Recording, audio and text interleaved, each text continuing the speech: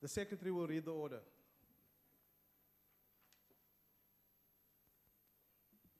Debate on vote number 26, Energy Appropriation Bill.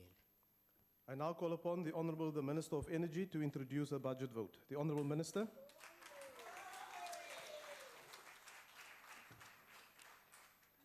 Honourable Chairperson, Honourable Ministers, Deputy Minister for Energy, Deputy Ministers in General, Chairperson and members of the Portfolio Committee on Energy, members of the National Assembly, Sibingelela, Umama, Wesizwe, Umakumalo.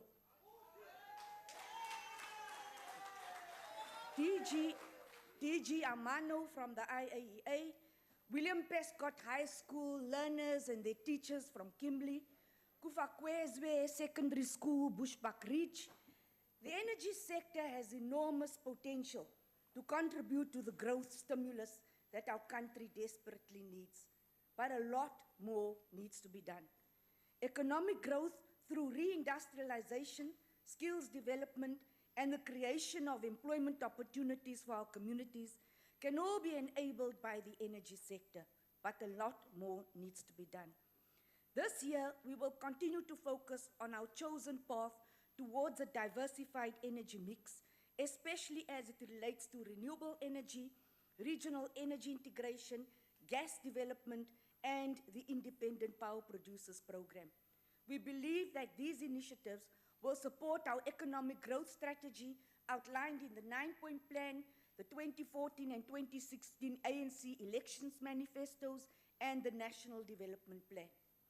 In September 2015, the new post-2015 Sustainable Development Agenda was adopted by 193 United Nations member countries.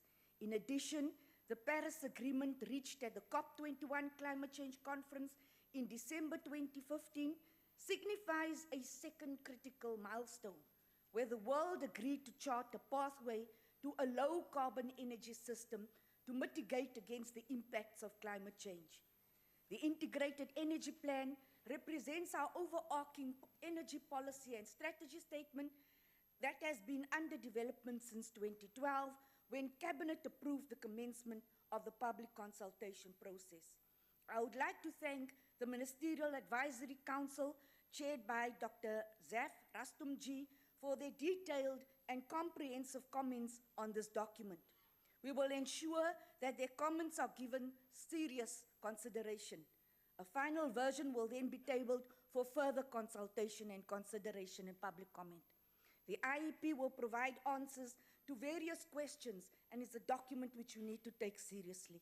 Our country has been grappling with regarding our energy future, including the development of our energy master plan.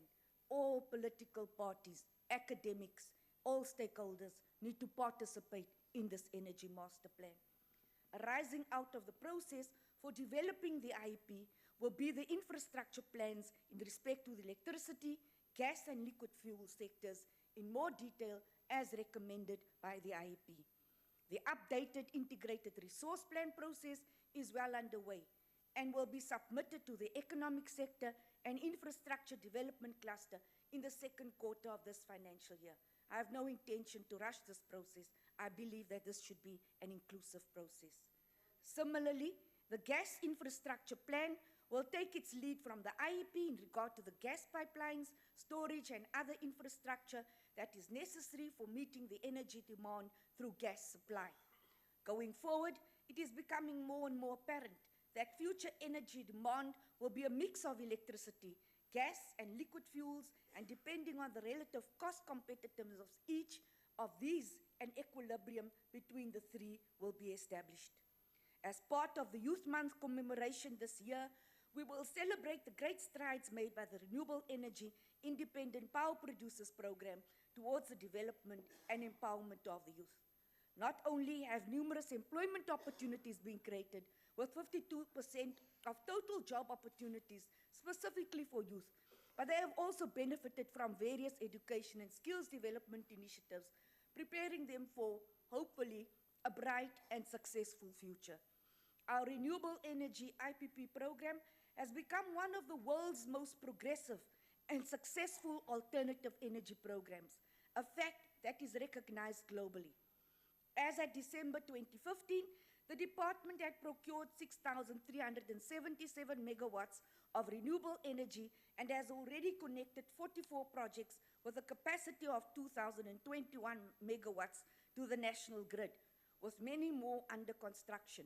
The energy contribution of IPPs is expected to grow to approximately 7,000 megawatts, with the first 47 renewable energy IPPs fully operational by mid-2016. We'd like to thank the Minister of Environmental Affairs for her leadership in this as well. Private investment in the program currently exceeds 194 billion. Bids in terms of bid window 4 expedited round, totaling an additional 1,800 megawatts, are currently under evaluation, and we will announce preferred bidders in the second quarter of this financial year. Bid window 4, including the investments made through the Small Projects Program, will increase the investment amount to more than 255 billion. We remain on track to meet our national commitment to transition to a low-carbon economy with a target of 17,800 megawatts of renewable energy power by 2030. The current renewable energy operational portfolio is contributing an increasing percentage of the buffer between the availability of supply and projected demand for electricity. Already, a 16% contribution is made to the total energy produced during the morning and evening system peak periods in a 24-hour period. The department has procured private peaker stations to the capacity of nearly 1,000 megawatts that can be used when there is a larger demand than what the Eskom generators can produce. The Avon plant, which is a private development in Eastern Cape, was completed in September 2015 and can produce 330 megawatts. The Didiza plant in KwaZulu-Natal, when completed by the end of this year, will produce 630 megawatts. Total projects cost were 8 billion, while 210 permanent jobs and 6,190 temporary jobs were created. Last year, we initiated a process of redesign the request for proposal for bid window 5 with attention to early, efficient, and equitable benefits to communities and greater localized industrialization. We are pleased to indicate that the new RFP for bid window 5 will be released during the second quarter of this financial year. We'll fast-track the investment in the sector. To further boost the renewable energy development in South Africa, we have determined, with the concurrence of NERSA, that 1,500 megawatts will be generated from a new solar park in the Northern Cape as a Northern Cape Solar Park. We hope that this will stimulate investment in the area, expanding industrial manufacturing facilities.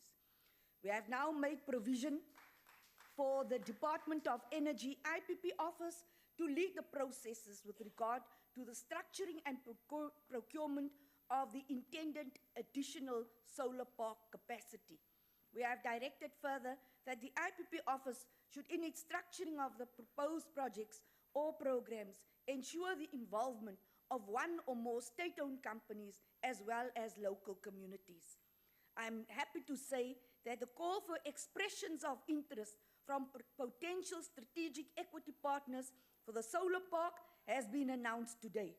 We urge, and has been published today, we urge the participation of qualifying private sector and public sector stakeholders. Ladies and gentlemen, the department is expected to announce the preferred bidders from the first bid submission for domestic coal projects in July 2016. Bids with a combined capacity of 900 megawatts were received and is currently being evaluated. The projected investment commitment will be in the region of 45 billion and will be rolled out over 4 years. An additional 3,750 megawatts of power will be generated utilizing coal technology. The rationale behind this is it's through a cross-border program is that it facilitates the construction of transmission lines, interconnectors between South Africa and our neighbors, and this will help us for the transmission lines for Grand Inga. Chairperson, as you are aware, the South African Cabinet approved the National Biofuels Industrial Strategy in 2007 An updated version of this will be published soon. The diesel and petrol biofuels blending were promulgated in August 2012 and came into effect in October last year. The biofuels regulatory framework will be submitted to Cabinet. The Department of Agriculture, Forestry and Fisheries played a key role in designing the biofuels feedstock protocol. I thank Minister Zokwani and his Deputy Minister for this. Ladies and gentlemen, the nuclear energy expansion program is a central feature of our future energy mix. Given the need to provide baseload electricity and also meet the significant greenhouse gas emissions reduction target we have set for our country, we must reiterate that our vision around this program is centered on the processes that will create a nuclear industry with the objective of catapulting South Africa into the top echelons of the knowledge economy. We are confident that our nuclear program would respond to job creation by creating employment and fighting poverty. It will also provide assurance to the investors for security of supply for industrial purposes. The NDP implored government to undertake detailed investigations prior to making a final decision on whether to deploy the nuclear Renewable program. These detailed technical investigations culminated in various studies and strategies. These were considered by Cabinet, which has decided to allow for an RFP, request for proposal, to confirm the market appetite. The RFP phase would ensure that our country secures binding commercial and financial information to fully appraise the Cabinet to be able to take a final decision. This would inform the price, affordability, the pace, and the scale of the program. We'll only implement what our country can afford. We will ensure that the process is above board and free of any potential for corruption. We will not rush the process and will meet all the necessary national and international requirements for the Renewable process, led by the guidance in main of the IAEA or the International Atomic Energy Agency. During the second quarter of 2015-16 financial year, the department solicited market information to help in the design of the gas-to-power program in development of documentation required to procure gas-fired power. The exploitation of our indigenous gas, coal bed methane and shale gas, as well as the regional natural gas resources, must be seen in the broader context of regional integration. The trade-off between South Africa and our neighbors in a synergistic manner will improve our ability to secure these clean energy resources. I have directed my department to undertake more upfront development work for the procurement of imported gas to ensure bankability of the gas-to-power program for investors. We will make a preliminary information memorandum on the 3,125 megawatts gas-to-power program. We will also, through the IPP office, tomorrow release a further call for expressions of interest from the private sector to partner state-owned entities with the development of 600 megawatts of additional gas. Since the treaty for the development of the Grand Inga hydropower project entered into force in March 2014, the DRC has commenced the process of selecting a concessionaire. We will assist them in this. Ladies and gentlemen, the much-awaited solar water heater program has finally taken off, with contracts placed for the supply of baseline systems under the social program. Approximately 9,000 systems have been procured and secured through this program. It's had many problems. I do understand. It has been delayed, but we have had to address defective installations, which need to be some replaced and some repaired, but in general, most of them have to be replaced. But for now, 9,000 systems have broken the rod of poverty. To rotang is geknak, se lufezile ukatso. The INEP, the Integrated Electrification Program, and its implementing agencies, ESCOM, with municipalities and non-grid services, have made remarkable progress in increasing access to electricity in South Africa and connected over 6.7 million households between 94 and March 2016. We are very happy that the Western Cape government has embraced the electrification of farms for farm workers.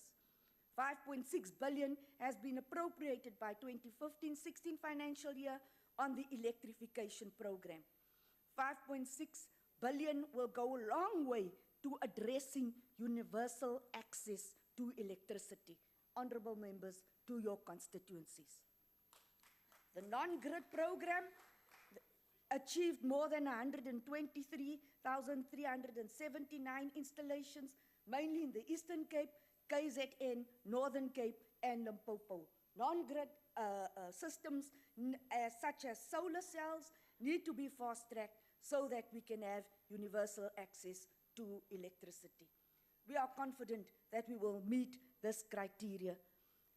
The INEP program will be appropriated with 5.5 billion in the 2016 financial year, and we are convinced that an estimated amount in total of 17.6 billion will be appropriated. The money must be spent. We cannot underspend on this important priority. We will conduct unannounced visits to service stations across the country to collect petrol and diesel samples for analysis under the Petroleum and Petroleum Products Regulation Act. Non-compliant operators will be issued with relevant enforcement notices, and those repeat offenders risk losing their licenses.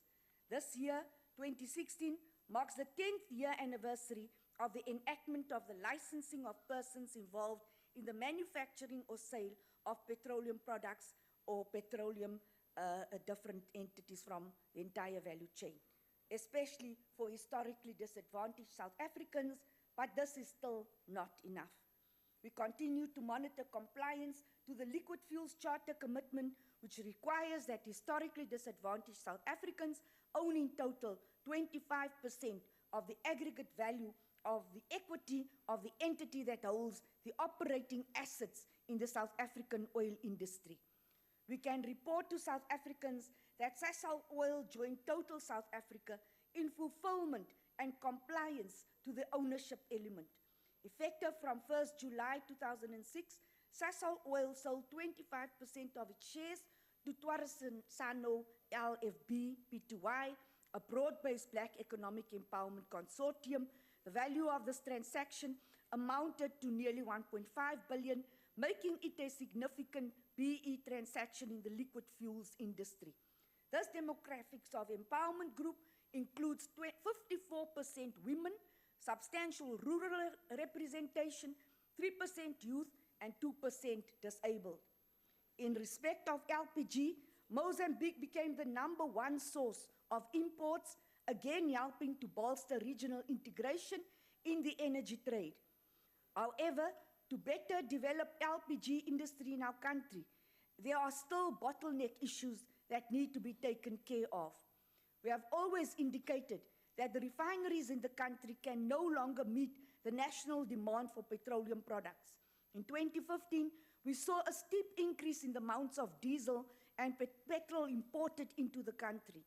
In line with the National Development Plan, government in the next 12 months will make recommendations and firm proposals regarding refining capacity in South Africa.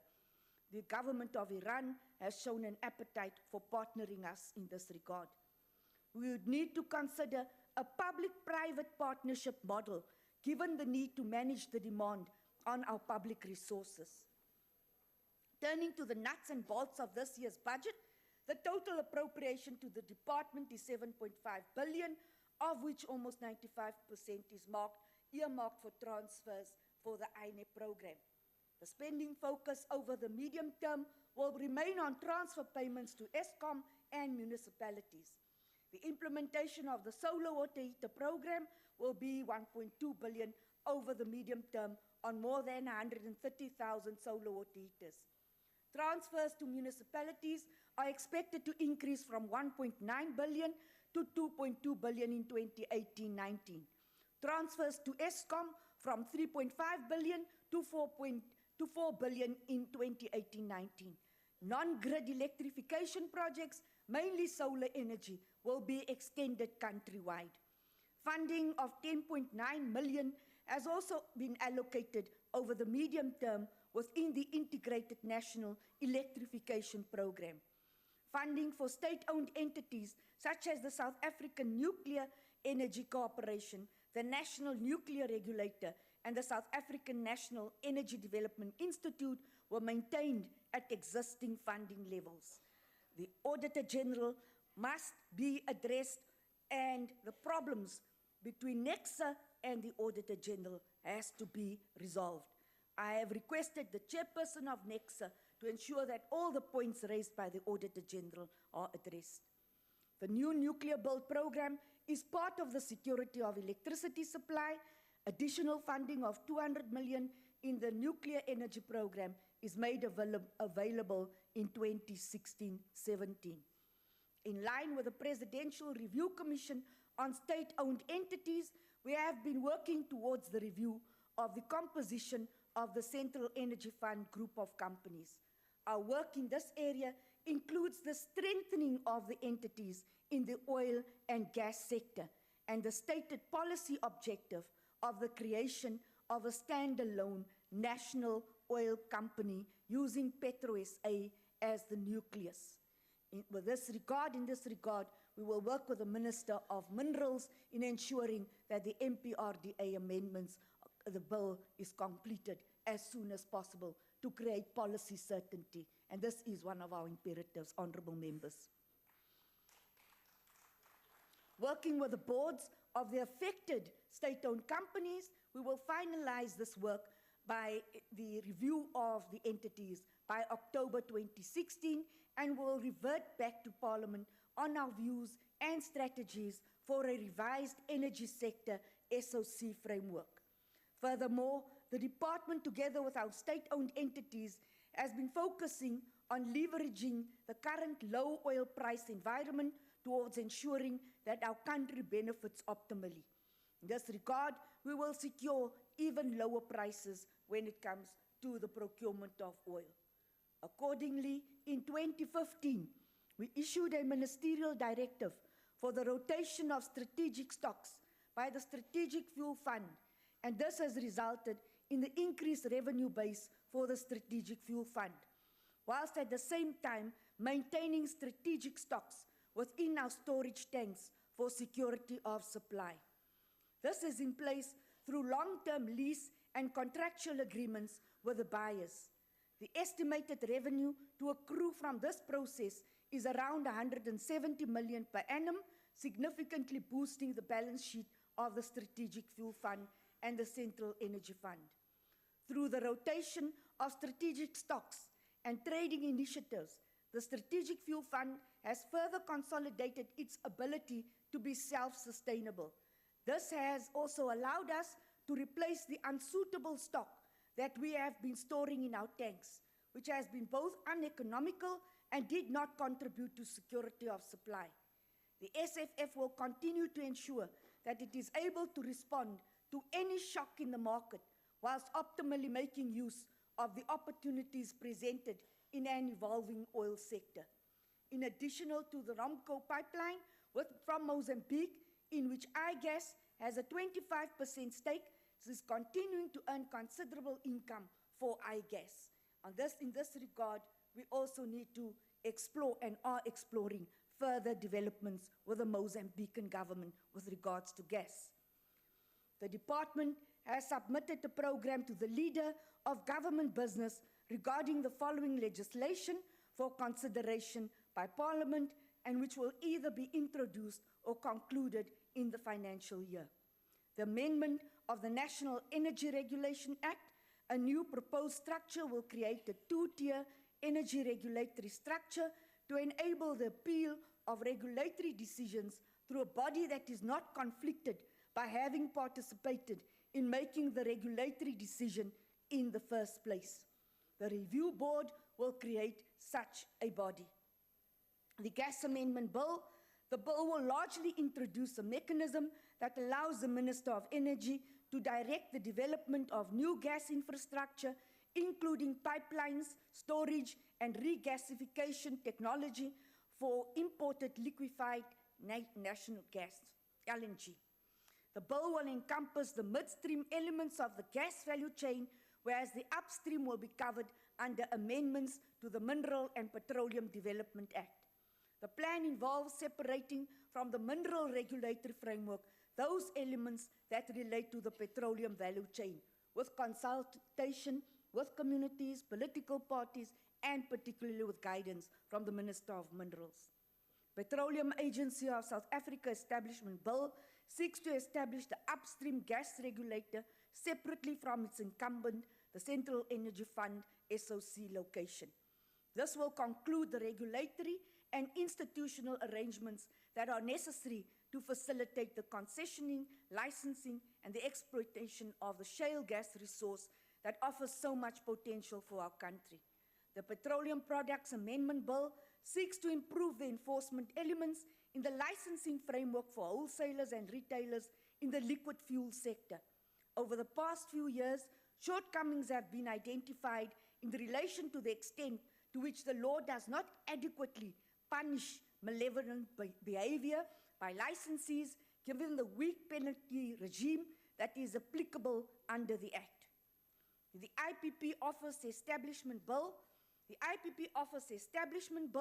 will formally create the Independent Power Producer Office and define its role and mandate in regard to private-public sector programs in the power sector.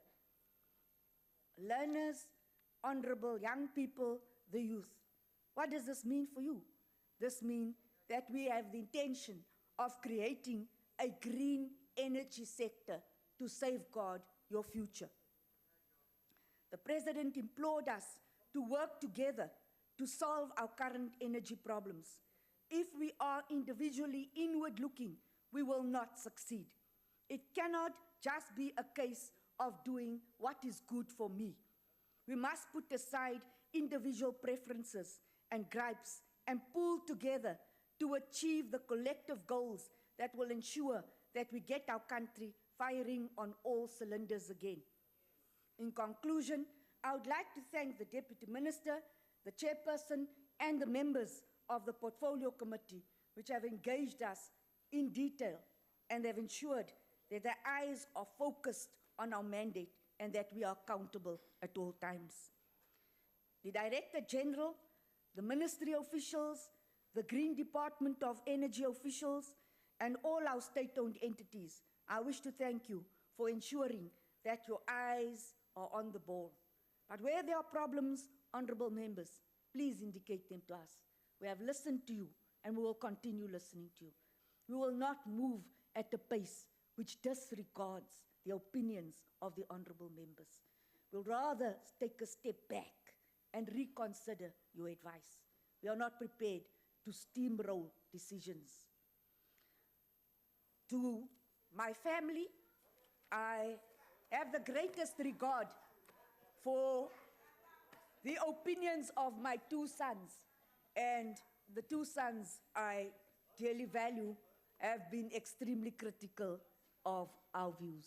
I thank them for their critical input and analysis of what it is we do. I thank the Chairperson of the Portfolio Committee for his guidance and direction, which I have considered tremendously. Kea leboga, nkos kakulu, baie dankie.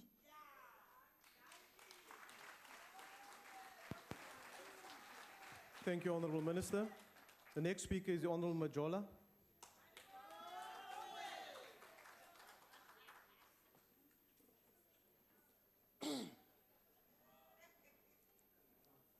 Honorable Chairperson, Minister and Deputy Minister of Energy, Ministers and Deputy Ministers present, honorable members, ladies and gentlemen, comrades and friends.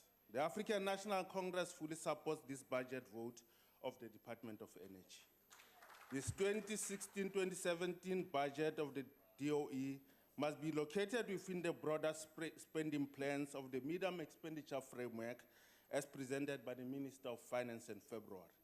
It is reflective of the subdued economic context and tighter revenue base, a context in which globally has seen the International Monetary Fund revising its projections downwards to 3.4 for 2016. It's in a nutshell, we are engaged in this debate in the midst of unfolding structural tendencies and changes in the global economy in which energy and other commodities are a central part. It bears reiterating, and indeed we cannot overstate the importance of the government's response in terms of the overarching 9-point plan, which amongst others sets out the critical tasks and measures to tackle the binding constraints of energy supply, to put the economy back on a faster growth trajectory and to ignite light at the end of the tunnel for millions of our people. The Department of Energy has been allocated a budget of 7.5 billion, which is less than 1% higher than the 7.4 billion allocated to the department last year. As in the case with previous years, the Integrated National Electricity Program was allocated the largest share of 5.64 billion. As the ANC, we welcome the fact that the department successfully spent 99.1% of the 4.5 billion allocated to this program in 2015. This is a very critical program comprising grid and non-grid electrification of millions of households, especially the far-flung rural communities. Energy is a basic need of the people of this country. We need energy to prepare food, to keep warm, to heat water, to purify the water we drink, to provide lighting for our children so that our children can study at night. Indeed, we need it for transformation, for industry and commerce, so our people can get access to jobs and to grow our economy. Honorable Chairperson, the mandate of our 5th Democratic Parliament remains one of catalyzing and overseeing an uninterrupted radical socio-economic transformation. This builds on the back of the steady and yet extraordinary real gains of the socio-economic and political transformation that have taken place in our country since 1994. A continuous good story narrated by concrete facts on the ground and on record, amongst which is the fact that when our 5th Democratic Parliament began, about 5.8 million poor households had been electrified in less than 20 years. As the ANC, we are proud to say that, as at March 2016, this has been expanded to cover over 6.7 million households, which now amounts to 88% of all households. This already makes the South African reality almost unrecognizable, given the fact that in 1994, a mere 36% of households were electrified, which was, of course, largely white and urban households. Honorable Chair, we can be confident that the allocation of 17.6 billion over the medium-term period for grid connection, the department is on course towards achieving the mandate of 1.4 million households by March 2019, 75% of which are in rural areas. Honorable Chair and members, when I took the podium last year on this occasion, the House was suffocated with a sweeping air of cynicism coming from the other side and swelling in the corporate media in the midst of the spate of load shedding that were unfolding.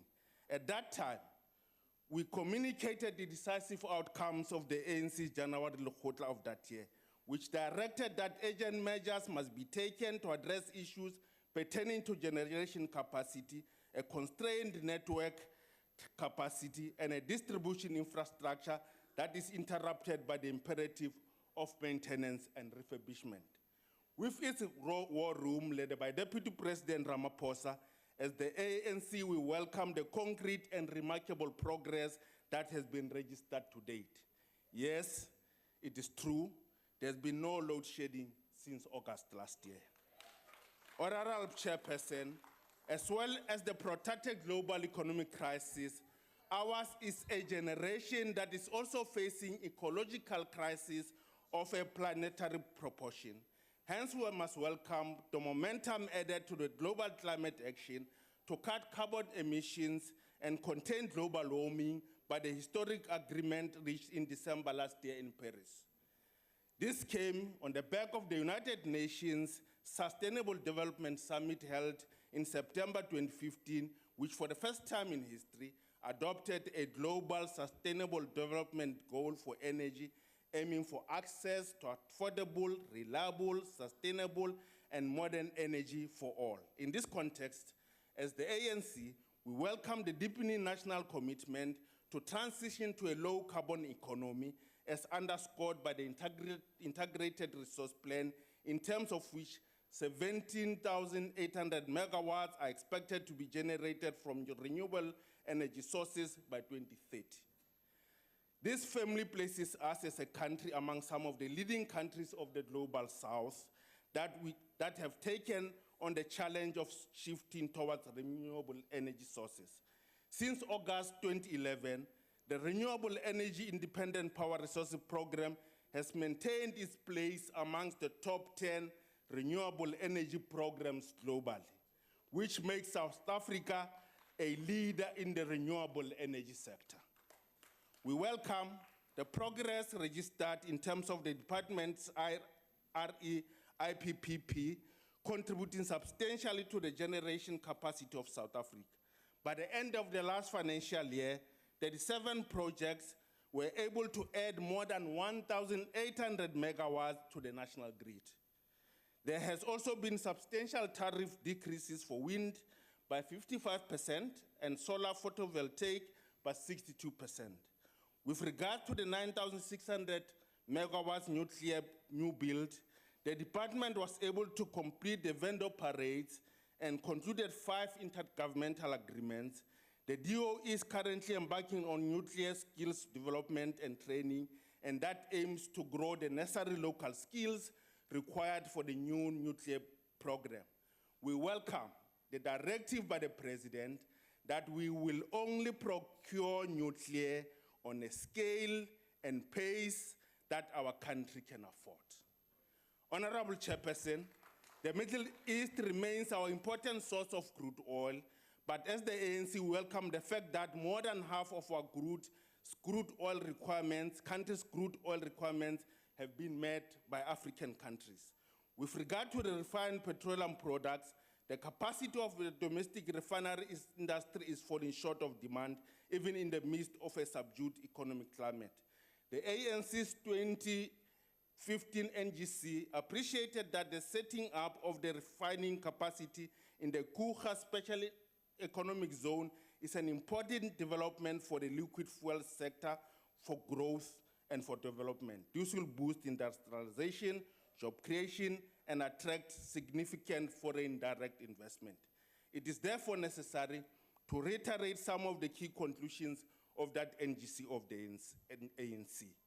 Operation Pakisa, recommendations to advance offshore oil and gas exploitation be implemented expeditiously, that the exploration onshore for shale gas should be accelerated. The effective integration of the South African economy with the oil and gas resources available in Southern African region, that we expedite the drafting of policy of oil and gas industry separate from the mature mineral policy and incorporating the free carry principle for the state, and that South African companies, including state companies, should have a clear role in the gas industry. Honorable Chair, we welcome the fact that the committee will soon receive a presentation on the IEP, South Africa's own energy master plan. With regard to the liquid fuels, despite the price volatility in the market, the demand and supply equation has been managed with commendable competence by the Department of Energy. None of us can claim that we have found fuel stations depleted of petrol or diesel, with long queues being the order of the day. Yes, this is a good South African story. Following the release of the Integrated Energy Plan and the Upgraded Energy Resource Plan, we should be seeing the tabling of the gas utilization master plan. About 400,000 solar water heaters have been delivered to South Africans. However, there have been challenges that have led to the department taking direct control of this program. Now, a concerted attention and focus is clearly required to reposition this program. With regards to SOEs, in the last financial year, there have been various challenges, including poor corporate governance, irregular expenditure, lack of alignment objectives of the department, all of which effectively resulted in poor utilization of resources. We once more urge the department to move with speed to reposition these entities to ensure that they can fully deliver on their mandates. The PEC appreciates the achievements of the DOE in its few years of existence. For those of us, especially the masses of our people, whose lives and circumstances have been intertwined with the history of this country, and therefore who in their living memory and actually know what it means to live in the dark days of apartheid, also know that our country has the practical capacity to secure an even better future. Yes, there can be no doubt that South Africa is a far better place today than it was 22 years ago. And yes, we know that tomorrow will be better than today. Siyaqhuba, siyasebenza. Together we move South Africa forward. The ANC supports the budget. I thank you very much. Thank you, Honourable Member. The next speaker is the Honourable McKay.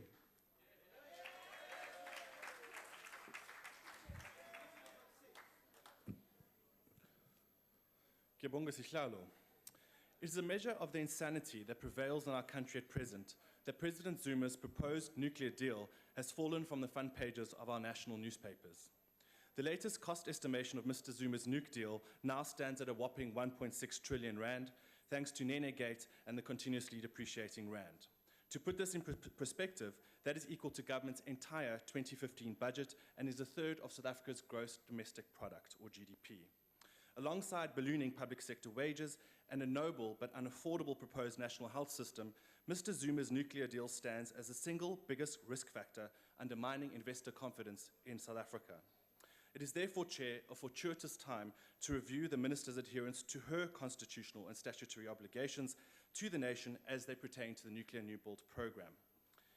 At the heart of our multiracial constitutional democracy lies the world's greatest constitution, Section 2171, of which is pertinent to the Minister and reads as follows. When an organ of state contracts for goods or services, it must do so in accordance with a system which is fair, equitable, transparent, competitive, and cost-effective. It is generally accepted, Chair, that to produce goods and services in a manner compliant with the aforementioned constitutional principle, that such procurement must be done by way of an open and competitive public tender process. Actions speak louder than words, Chair, and despite continued rather limp lip service to an open and transparent process, it is the Minister's actions that are speaking volumes. Open and transparent, the Minister repeatedly says, but then tables the various nuclear intergovernmental framework agreements, or IGAs, under the very limiting Section 2313 of the Constitution, effectively binding the Republic to the provisions of the IGA without requiring Parliament's approval or consideration. Competitive and public, the Minister says, and yet the Department of Energy, in a briefing to the Cabinet Subcommittee on Energy Security, recommends a closed government-to-government procurement process, which would effectively bypass the requirements of a competitive bidding process and further insulate any potential deal from public scrutiny. As regards the Minister's statutory obligations, the Electricity Regulation Act is unambiguous when it states that the decision to procure nuclear and the procurement system must be taken prior to the commencement of nuclear procurement. Prior, Chair, meaning before or existing or coming before in time, order, or importance. I refer to this definition, Chair, for the meaning of the word prior seems to have eluded the Minister, the Department, and even the brains trust that is our Cabinet. It is a matter of public record that the nuclear process has commenced. In fact, the Minister has issued a ministerial determination to this effect. What has not commenced, Chair, what has not been determined, and what has not been discussed is the nuclear procurement system. That is a glaring failure and a contravention of the Act. How exactly the Minister hopes to get herself out of this pickle, currently being examined in front of the Cape High Court, is unknown, but perhaps the Minister will heed some free advice. Minister, don't issue the request for proposal on nuclear, request for proposal on nuclear. Halt the nuclear procurement process and await judgment from the Cape High Court and no doubt various other courts that will be involved as determining the constitutionality and the legality of this arms deal. Oops, I mean nuclear deal, as they will be tested continuously in our courts. Ignore this advice, Minister, at your peril, for the volume of litigation to follow will be such of an intensity that you will no doubt replace your boss as the so-called accused number one. Chair, before accusations are laid at my door of waging lawfare against the minister, let us consider the social and economic implications of a nuclear deal for our people. As the Jobs Party, the Democratic Alliance has from the onset been concerned by the potential negative effect of the nuclear Renewable program on jobs and economic growth. Studies now show that all households in South Africa will be affected by nuclear, with rich and poor carrying the burden of Mr. Zuma's nuclear deal alike. Our people will be directly affected by tariff increases and the escalating price of electricity, or indirectly through job losses and changing wage rates. GDP will be negatively affected as investment across sectors becomes crowded out by the large-scale investment required by the nuclear Renewable program. This will lead to a contraction in the economy, especially in those sectors which are employment-intensive and employ the bulk of so-called unskilled labor. Nuclear becomes an even greater gamble at low growth rates and where nuclear is incompetitively priced relative to other energy sources such as renewables, gas, and hydro. Both these conditions are now prevalent. Economic growth in the short to medium term will fall to between 1 to 1.5%, while nuclear will remain expensive at well over $8,000 per kilowatt hour. The Energy Research Centre at the University of Cape Town predicts that under these conditions, nuclear will result in a sustained negative impact on GDP in the range of 0.1% to 2.1% between 2020 and 2040. This is staggering, Chairperson, when you consider that the country will only grow this year by 0.9%. Simply put, the foolhardy decision to procure nuclear will have a long-lasting and damaging effect on the economy for at least the next 20 years.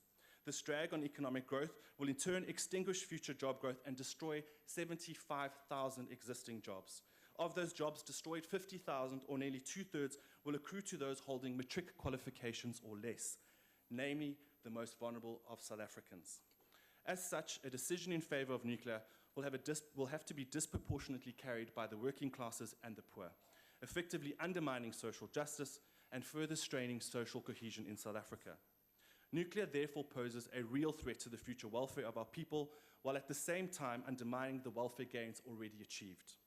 In light of the legal irregularities and the inconvenient economic facts, we must ask ourselves, Chair, why is our government doggedly pursuing this nuclear deal?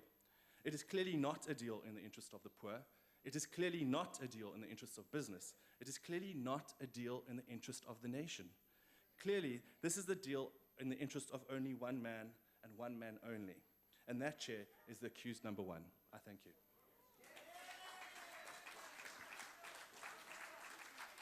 The next speaker is the Honourable Dlamini.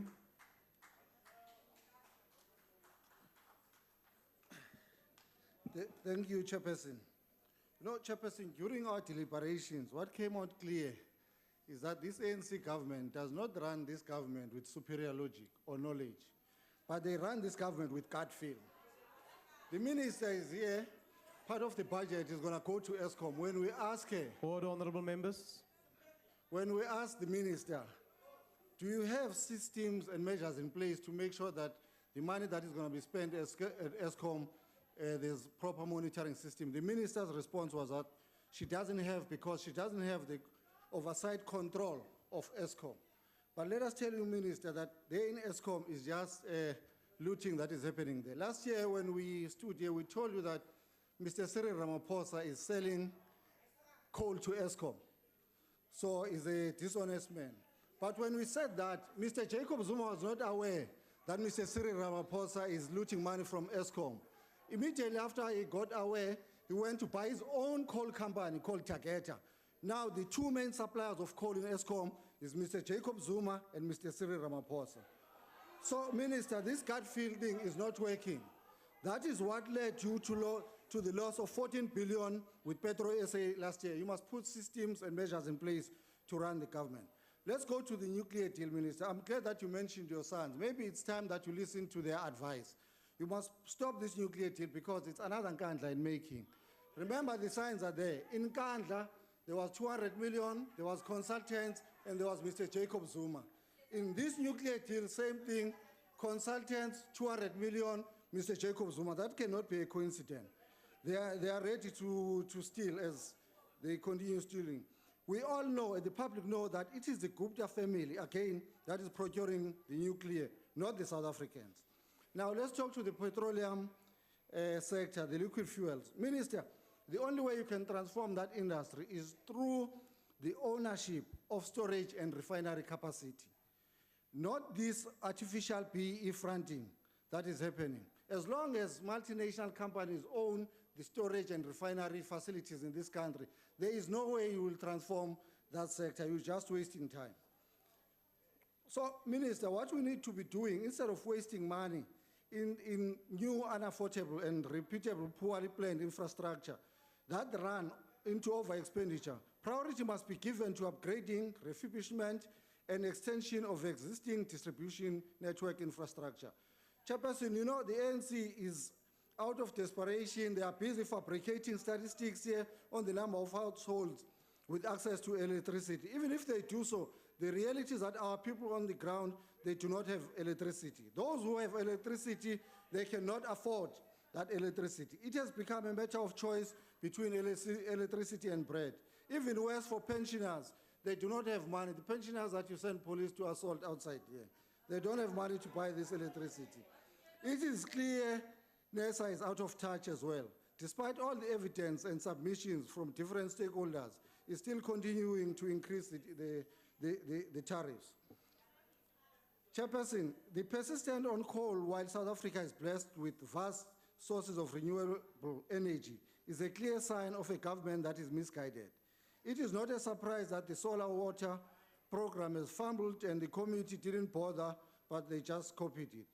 South Africa can create thousands of jobs if renewable sources of energy can be exploited to their full potential.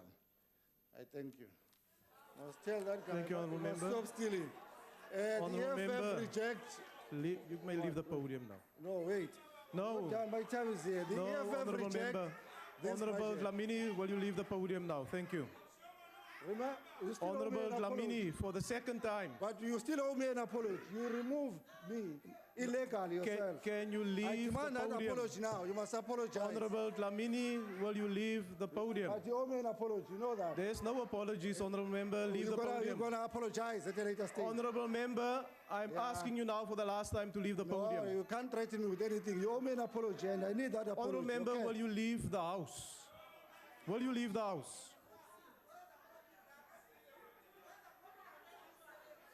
The next speaker is the Honourable Esther Eisen. Thank you, Chairperson, Minister. Honourable Chairperson, we could never underestimate the impact of and severity of power constraints to the socio-economic growth in South Africa. This coupled together Honourable with Esther long Eisen, will you take your seat, please? Honourable Dlamini, I've ordered you to leave the House. Will you leave the House, please? But you have not apologized. Will you leave the House? You have not apologized. May I ask the Sergeant at Arms to assist the Honourable Dlamini to leave the House?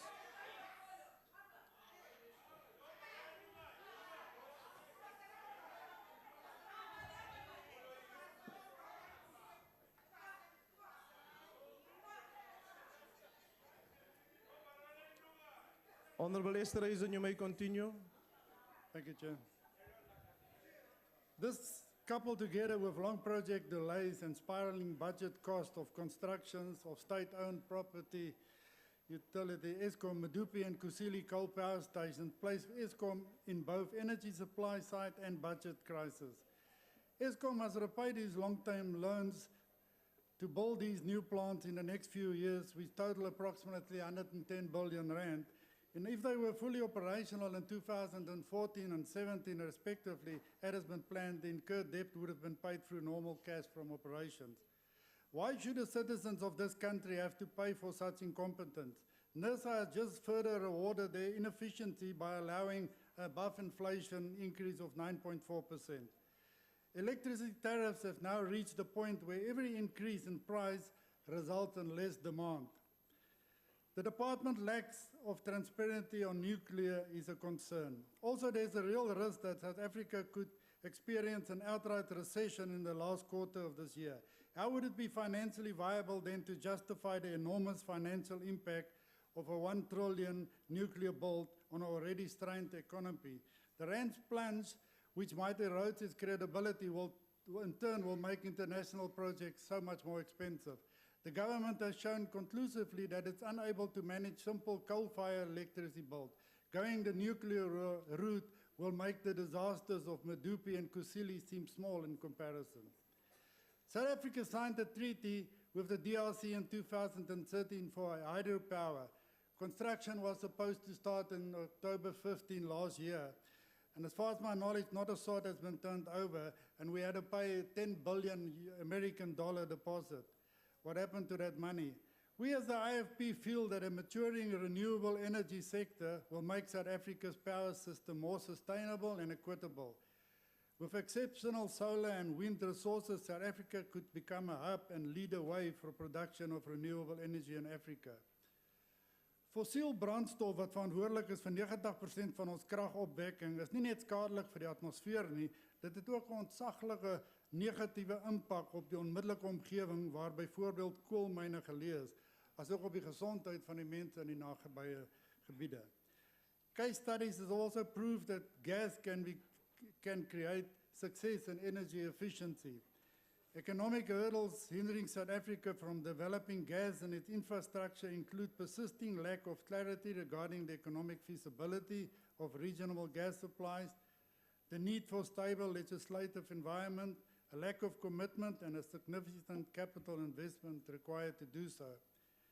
In conclusion, we are encouraged by the government's support and recognition of the value and contribution that renewable energy can play in our energy mix. Then the Minister and the Department must also be commended on the 280,000 new grid and non-grid connections that will be delivered in this budget cycle. The IFP support the budget vote debate. Thank you, Honourable Member. The next speaker is the Honourable Kubisa.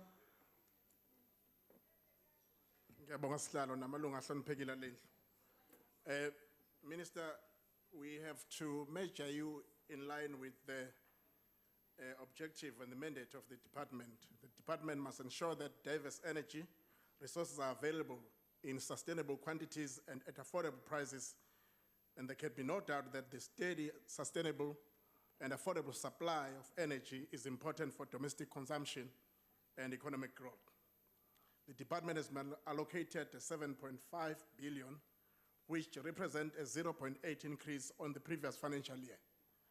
And considering the enormous need for energy in South Africa, and considering the huge backlog in the National Electrification Program, the National Federal Bank believes that the funds allocated are insufficient. When looking at our current energy mix, we have to ask ourselves whether we can continue with our reliance on fossil fuel-driven electricity, which is high in cost, non-renewable, and harmful to both humans and the environment. And the answer is obvious: we cannot. The National Freedom Party believes that we cannot afford the cost and risk associated with the large-scale nuclear energy generation either. It appears that the government is hell-bent on pushing through with its nuclear energy deal, despite the fact that we cannot afford the costs. But that is typical of the current ANC government, to bulldoze ahead with its plans regardless of public opinion and opposition from civil society.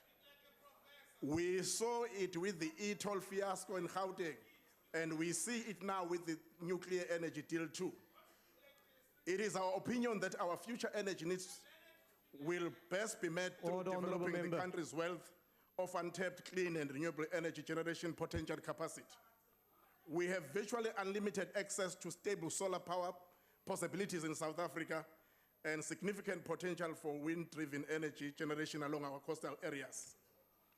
The National Freedom Party is also dismayed at the backlog in electricity distribution infrastructure.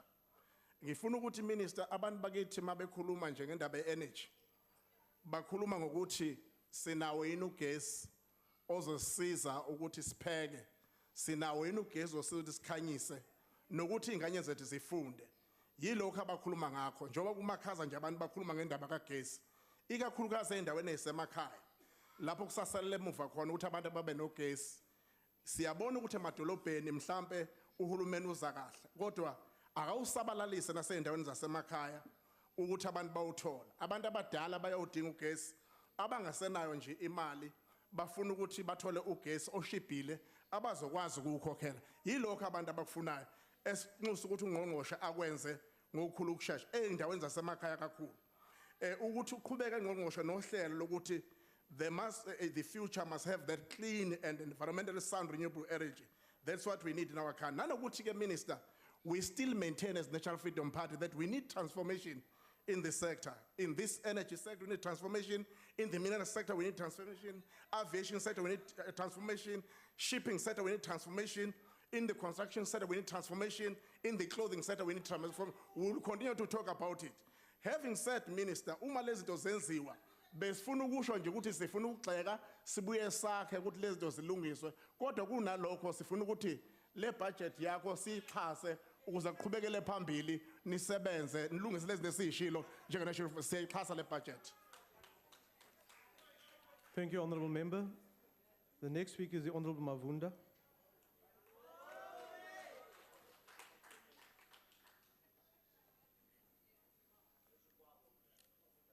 Enkomu mfambisi wa ntirho wa ntshamo wa siku ra namuntlha ndzi khensa nkarhi lowu u nga nyika wona leswaku ni vulavula hi mpimanyeto wa swa timali ta gezi. Mfambisi wa ntirho unge ndzi nga si vulavula hi mhaka leyi ni nga tela yona. Ni pfumeleli ni kombisa leswaku hi rhandza ku khensa vamanana eka siku ra vona leri a va ri kunguhatile, kambe ni nga rivali ku khensa manana loyi a ni tswaleke hikuva hi yena loyi a endleke leswaku ni kumeka ni ri kona emisaveni.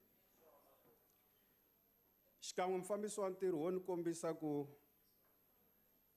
holobye wa ndzawulo Joe Mark Peterson ndzi n'wi xeweta manana Thembi Majola loyi na yena a tirhaka eka ndzawulo ya swa gezi.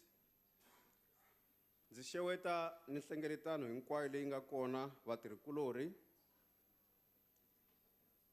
Mufambisi wa ntirho ni pfumeleli ni kombisa leswaku eka xiyimo lexi hi nga ka xona gezi leri ni nga ta vulavula hi rona ndzi ta sungula ni kombisa mahlomulo lawa ni nga tshama ni ma vona ya endliwa hi gezi. Leswi swi ni tsundzuxa nkulukumba wun'wana a ni tirha na yena emayini a PMC 1985 loyi a nga sungisiwa hi ku tirhisiwa gezi ingaku moya wa yena a wu etlele hi kurhula. Swi endliwa hi lunya hi kungu ra makungu ya lawo biha evalungu lava va nga va ni moya wa Satan kumbe Diabolos.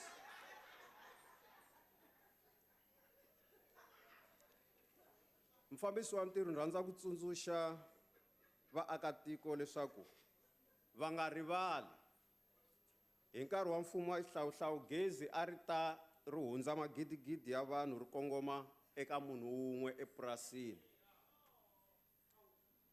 A ri wun'we hi nhlonge ya yena a vuriwa vanhu andzhaka loko ri hundze vanhu vo tala. MaAfrika a hi twisiseni leswaku loko a ku nga ri African National Congress leyi nga hi humesa evuhlongeni na namuntlha na sweswi gezi a hi ta va hi ri hava. A hi tsundzukeni nakambe leswaku va khale va vurisile va ku vakhale va vurisile va ku khamba ri dlele n'wini wa nsimu. Namuntlha laha a hi hundzuke mahlonga ya va ta va famba hi lomu a va ta hi kona. Va fika va hi byeletela leswaku hi fanele hi endla yini hi nga endli yini. Loko va ta a va khome Bibele va fika va hi nyika Bibele va teka misava ya hina. Mara sweswi loko hi lava misava va lava ku hi xavisela. Ene nawu wa tiko ra hina ra Afrika-Dzonga a ri pfumeli ku hi xava swilo swo yiva. Hikuva loko u xava swilo swo yiva swi vula ku na wena wa yiva. Mara hi xaviseriwa swilo leswi hina hi ngo lo tekeriwa swona vona a vo lo xava. Honorable Chair, let me indicate from the start that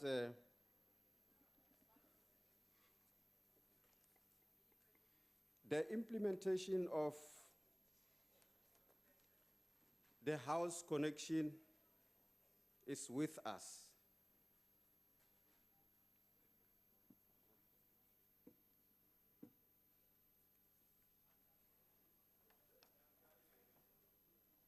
Honorable Chair, household electrification strategy, which the ANC has deployed, it's working. To start with, before I forget, Honorable Chair, ni rhandza leswaku ni kombisa ku hina hi ri ANC ha amukela budget leyi. Hikuva ANC yi na makungu, yi na program leri ri nga ta fambisa vukorhokeri. Hi rhandza ku yi amukela hikuva yi ta fanele yi yisa vukorhokeri byo antswa eka vaakatiko. Honorable Chair, na loko ku ri ku swiyimo swi ri hi ndlela yaleyo, ha swi twisisa leswaku ku na ti-challenges leti nga kona kumbe swiphiqo leswi nga kona. ANC yi ti lulamiserile ku swi fikelela. But let me indicate, Honorable Chair, that the approval of the new household electrification strategy by Cabinet in 2013 has started its implementation. The defining of universal access as 97% of households as full electrification is unlikely to be possible due to growth and delays in the process of the formalization of formal settlement. Kuna swi leswi minkarhi yin'wanyana hi karhi hi swi vonaka ku hi swona swi hi salerisaku ndzhaku, hi le ku swi endleni ku swi kota ku va swi fikelela. Ni languta nkarhi wa mina mufambisi na swi vona ku se wu dye hi makondlo. Kambe wo ni kombisa ku aka swiphiqo swin'wana leswi hi nga na swona is a lack of resources in ESCOM, non-reporting of municipalities. ESCOM policies need to be reviewed to accommodate renewable energy and its research output. Most of the backlogs are within ESCOM area of supply. The sharp increased cost per connection as the program is rolling out in rural areas. Hi ri mfumo wa ANC a qhuva hi ya mahlweni. Honorable Chair, let me indicate that this is the government of the ANC at work, siya qhuva. We are not like the opposition who are professionals in opposing everything, including success stories like that of Lungelo. Chairperson, la ena sesi loyi a nga ti endlela ntirho, a nga tumbuluxa ntirho a Eastern Cape, hi ku tirhisa a renewable energy. Sesi loyi I kote ku va a endla kioski leyi aka yona a kota ku xavisa gezi ra mali ya le hansi leri ri endlaku leswaku a swi kota ku ti endlela kumbe ku ti xavisela gezi kumbe ku ti Honorable endlela. member, your time is now expired. Thank you, Honorable. The next speaker is the Honorable Dudley.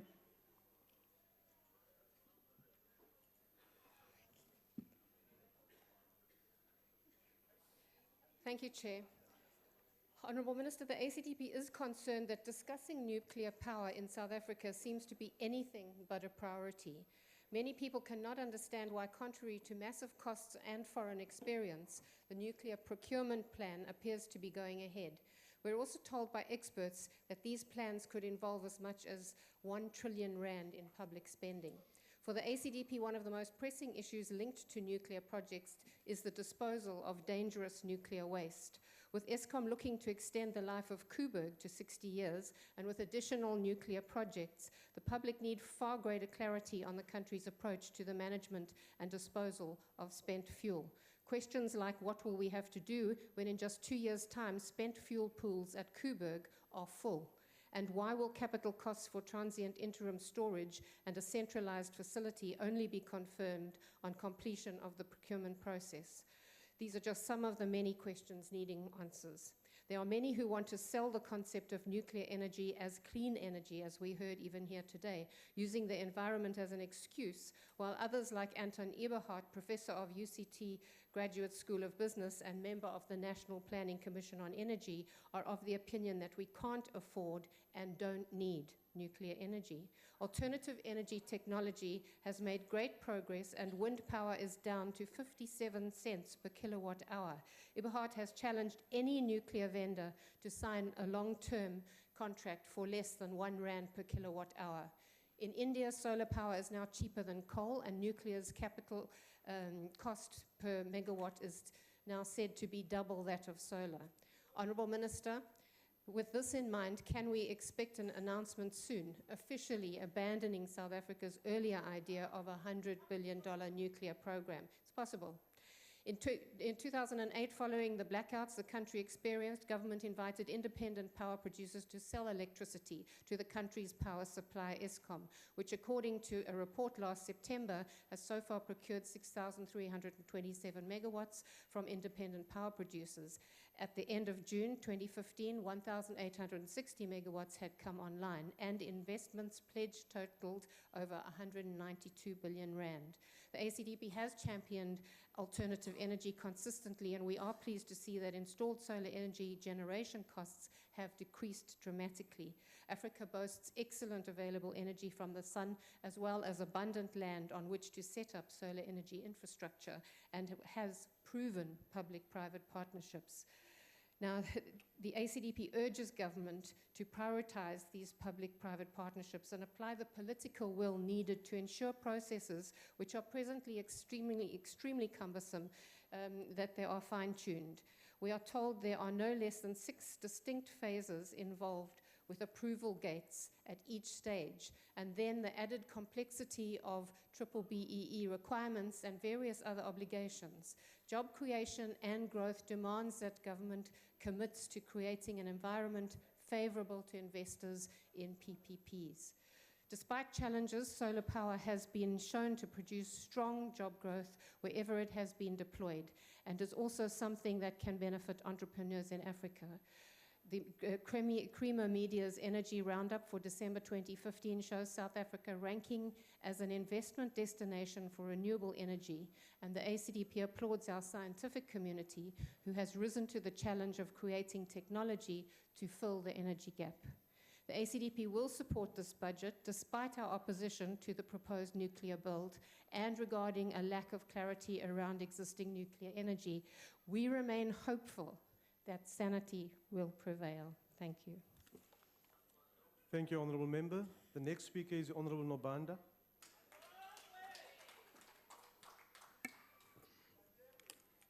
Honourable Chairperson, Honourable Minister and Deputy Minister, Honourable Members, DG and Management of the Department, our distinguished guests, ladies and gentlemen in the gallery. Dumelang, Molweni, Sanbonani, Goeiedag. Good afternoon, Madume, Nhlekani, Thobela, Ndemachiari, Lochani. Honorable members, this budget vote takes place under the shadow of the day of remembering the passing of our Isitolande Saparangwe, the ANC stalwart Comrade Ruth Sekgomuthi Mompati, who passed on the 12th of May 2015. Mama Ruta, as she was affectionately known, leaves behind a proud legacy of steadfastness, resilience, and selflessness in the face of daunting challenges. We of our generation still commit to continue to walk in her footsteps. Modulasetulo re le Seboka sa African National Congress ra tlenegisa tekanyetso kabo ya lefapha la matla ebile ra kgola bomme ba ba eteletseng pele lefapha le. Mmangwana o tshwara thipa ka fa bogaleng. Re bua jaana re netefatsa gore ba e tshwere bomme tonakgolo le motlatsatonakgolo tota fela re ka re mosadi tshweni o jwa mabogo. House Chair, the National Development Plan outlines the need for an energy sector that promotes economic growth and development, promotes social equity through expanded access to energy services that are sustainable and contribute to the reduction of pollution and the mitigation of the effects of global climate change. The ANC manifesto identified the access to reliable energy supply in all its forms as a priority for this administration. At the 53rd conference of the ANC at Mangaung, we reiterated the pillars from the Polokwane conference regarding energy, and I quote, ensuring energy security and promoting clean and renewable sources of energy supply, integration on a fair and equitable basis with the economies of Southern Africa, and building stronger economic linkages across the continent as a whole. In addition to creating jobs, eradicating poverty, and overcoming extreme inequality, our transformation agenda also embraces the creation of a non-racial entrepreneurial classes. SMME and BEE policies should focus on the development of entrepreneurs, providing productive inputs into the real economy, close quote. The solar resource that we have in this country is second to none, and our energy strategy cannot exclude its exploitation in a big way. Clean energy forms an integral part of the 9-point plan of our government, which embodies our strategic framework for creating jobs, upskilling our people, creating economic development through industrialization and local enterprises. The green economy is a game changer that we have been very successful at adopting through the Renewable Energy IPP program. The department needs to redouble its effort in creating more economic activity through the green economy. Ntse re baakanya ditlamelwana tsa pula go sa le gale. The development of storage to supplement wind and solar technologies provides viable and cost-effective clean energy solution in our future power system. As we approach about 6,000 megawatts of renewable energy capacity in our electricity network, more research needs to be conducted to determine how we can deploy solar, wind, fuel cells, and smart grids to improve our energy security. Chair, South Africa has Quebec nuclear power plant that has operated safely for more than 30 years and supplies the electricity to the Western Cape. Jaanong ba ba kha ke bo sila khaka senwa more. Ka gore ga ba batle nuclear mare ba benefita ka ha Quebec. It is important to note that Quebec is the only nuclear power plant in the African continent. This is the most efficiently run power station among the ESCOM power fleet and produces the electricity at the lowest cost, and it subsidizes the cost of other power generations and contributes to the lower tariff to the consumer. It is important to note that the economy of the Western Cape is dependent on Quebec to provide the required clean baseload electricity needs. This power station provides direct jobs to more than 2,000 people of the Western Cape. The ANC-led government actively supports job and skills development in the local nuclear industry, and in particular provides funding each financial cycle to its sector state-owned entities such as the National Nuclear Regulator, the South African Nuclear Energy Corporation, and the National Radioactive Waste Disposal Institution. So far, these institutions operate on the back of sufficient manpower supply. This current nuclear industry provides about 5,000 direct jobs for highly skilled nuclear professional artisan technicians. The ANC government has made great strides in diversifying our energy mix by introducing clean energy technologies into our energy mix. On the supply side, magnificent progress has been made in introducing utility-scale renewable energy technologies through the IPP program. Notwithstanding the success of the renewable energy program in introducing clean energy, there is a need for more work to be done to improve our energy efficiency in the residential sector. Bojang jwa pitsi ke jo bo mo mpeng, jo bo mo ganong e swa e bo hupile, jo bo kwa ntle e swa e bo lebile. Jaanong ya ka mokgatlho wa African National Congress rata gore kgaka kgolo ga rena mebala, mebala e dikgakaneng. In this case, mebala ya rona e setšhabeng. Ka diphitlhelelo tse di latelang, the department will be sending students to attend focus training in various countries. In this regard, 50 trainees from the government nuclear industry entities were sent to China in April 2015 for phase 1 nuclear training, and plans are underway to send an additional 250 trainees to China. It is the ANC-led government that sponsored one of the South African students, Mr. Bongisipo Mkhizo from Umtata in the Eastern Cape, who received a scholarship to study nuclear engineering master's degree at Cape Coast International Nuclear Graduate School, Kings, for 2016. South Korea has an existing training program for master's degree in nuclear engineering in Kings. Nuclear professionals from nuclear organizations have successfully attended the program and now are applying their skills in the industry.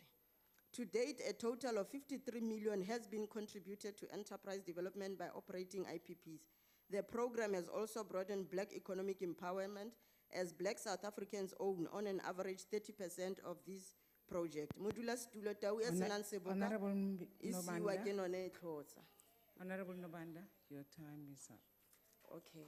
Aki tswale ka gore Mosotho ya re se latelela none se latelele none e feta e tlhotsa o tla wela lengopeng eo ke ya batho ba ba di overall tse di chibile. Sawubita ilunga lelihloniphekile Mbinda.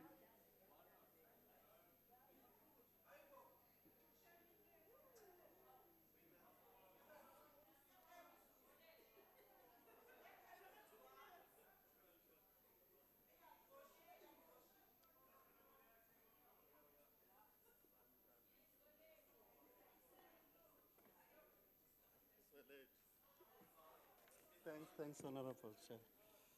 Yeah. Greetings to all of you. The PAC is genuinely excited about the Department of Energy getting its unqualified audit report. It was the first, and we hope it was a reflection of tighter control systems. We hope it is a maturing of systems and processes. Furthermore, we appreciate the disappearance of load shedding in our communities. That was killing a lot of small businesses, mostly in poor communities. However, we remain concerned that the power stations promised are still offline. We are only told that the current maintenance schedule changes the game. However, the PAC does not agree that this department is on the right track. Understandable, it is misguided by the NDP, which is contradictory in its narrative. While the NDP professes great state capacity on one hand, on the other hand, it wants everything to be done by private sector. The crafting of the integrated energy plan is from this flawed paradigm, a scheme conceived from corrupt intentions. It is immediately visible on the nuclear element of the plan. This element is driven from the foreign interest of some radioactive mineral miners. Their interest is to have a buyer for the material and not for optimal energy production. These are corrupt intentions. The building of the plant seems already promised to a Eurasian country even before the procurement process starts. These are corrupt intentions. The PAC views the renewable energy independent power producer note differently. It is still the intention to weaken the state-owned enterprise, to use the economies of scale, and to maintain low cost of energy. It is a program dishing out of taxes to bodies. A piece of this budget is reserved for some people bodies than energy requirement. Honorable Chair, the petroleum products continue to throttle the thoughts of citizens. The real reason is not the currency crisis of developing nations. The crisis is that this product comes from developing nations, but we agree to buy them with a dollar-dominated prices. Why are we not buying with the currency of country of origin? The heavy yoke of impression, the IMF and World Bank is inflating our logistic costs. When are we going to clear our rights that the international law ascribed to us as sovereign nation? The petroleum products prices, your price crisis for the citizen is compounded by use of middlemen by Metro. This is another practice of corrupt intent. The middlemen inflate price. Why is Petro SA not going direct to producing companies? This crisis is finished off by crazy logic in price formula. Why would the fuel in our country be the highest in SADC? SADC countries buy their fuel from refiner based in this country. Once again, corrupt intentions. Why is this formula not considering inexpensive fuel produced from coal? Is this corrupt intention that creeps everywhere? But we therefore support this budget. Thank you. Thank you. Speaker Lungelson Kavile van Dalen.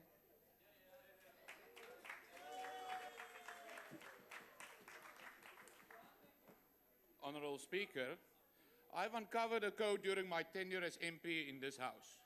The code is to follow the money. For my speech, I would like to say we need to follow the trail of the big money, which will lead us to the mysterious island. Honourable Chairperson, I want all MPs in this House to follow me on the road to the mysterious island. The code is follow the big money. Every year we are criticized for looking at small amounts that are negligent and a small percentage of the overall budget. So this year I told myself I would select a large amount in this budget and only focus on that. So the amount I found was 117 billion rand on table 26.20 under current expenses in the 2014 and 2015. In the 2014 budget estimate for this year, it was going to be 140 billion rand. This is quite a gigantic amount. 140,000 million rand. To put it in context, it is double Eskom's annual turnover at about 70 billion rand. A lot of money in anybody's terms.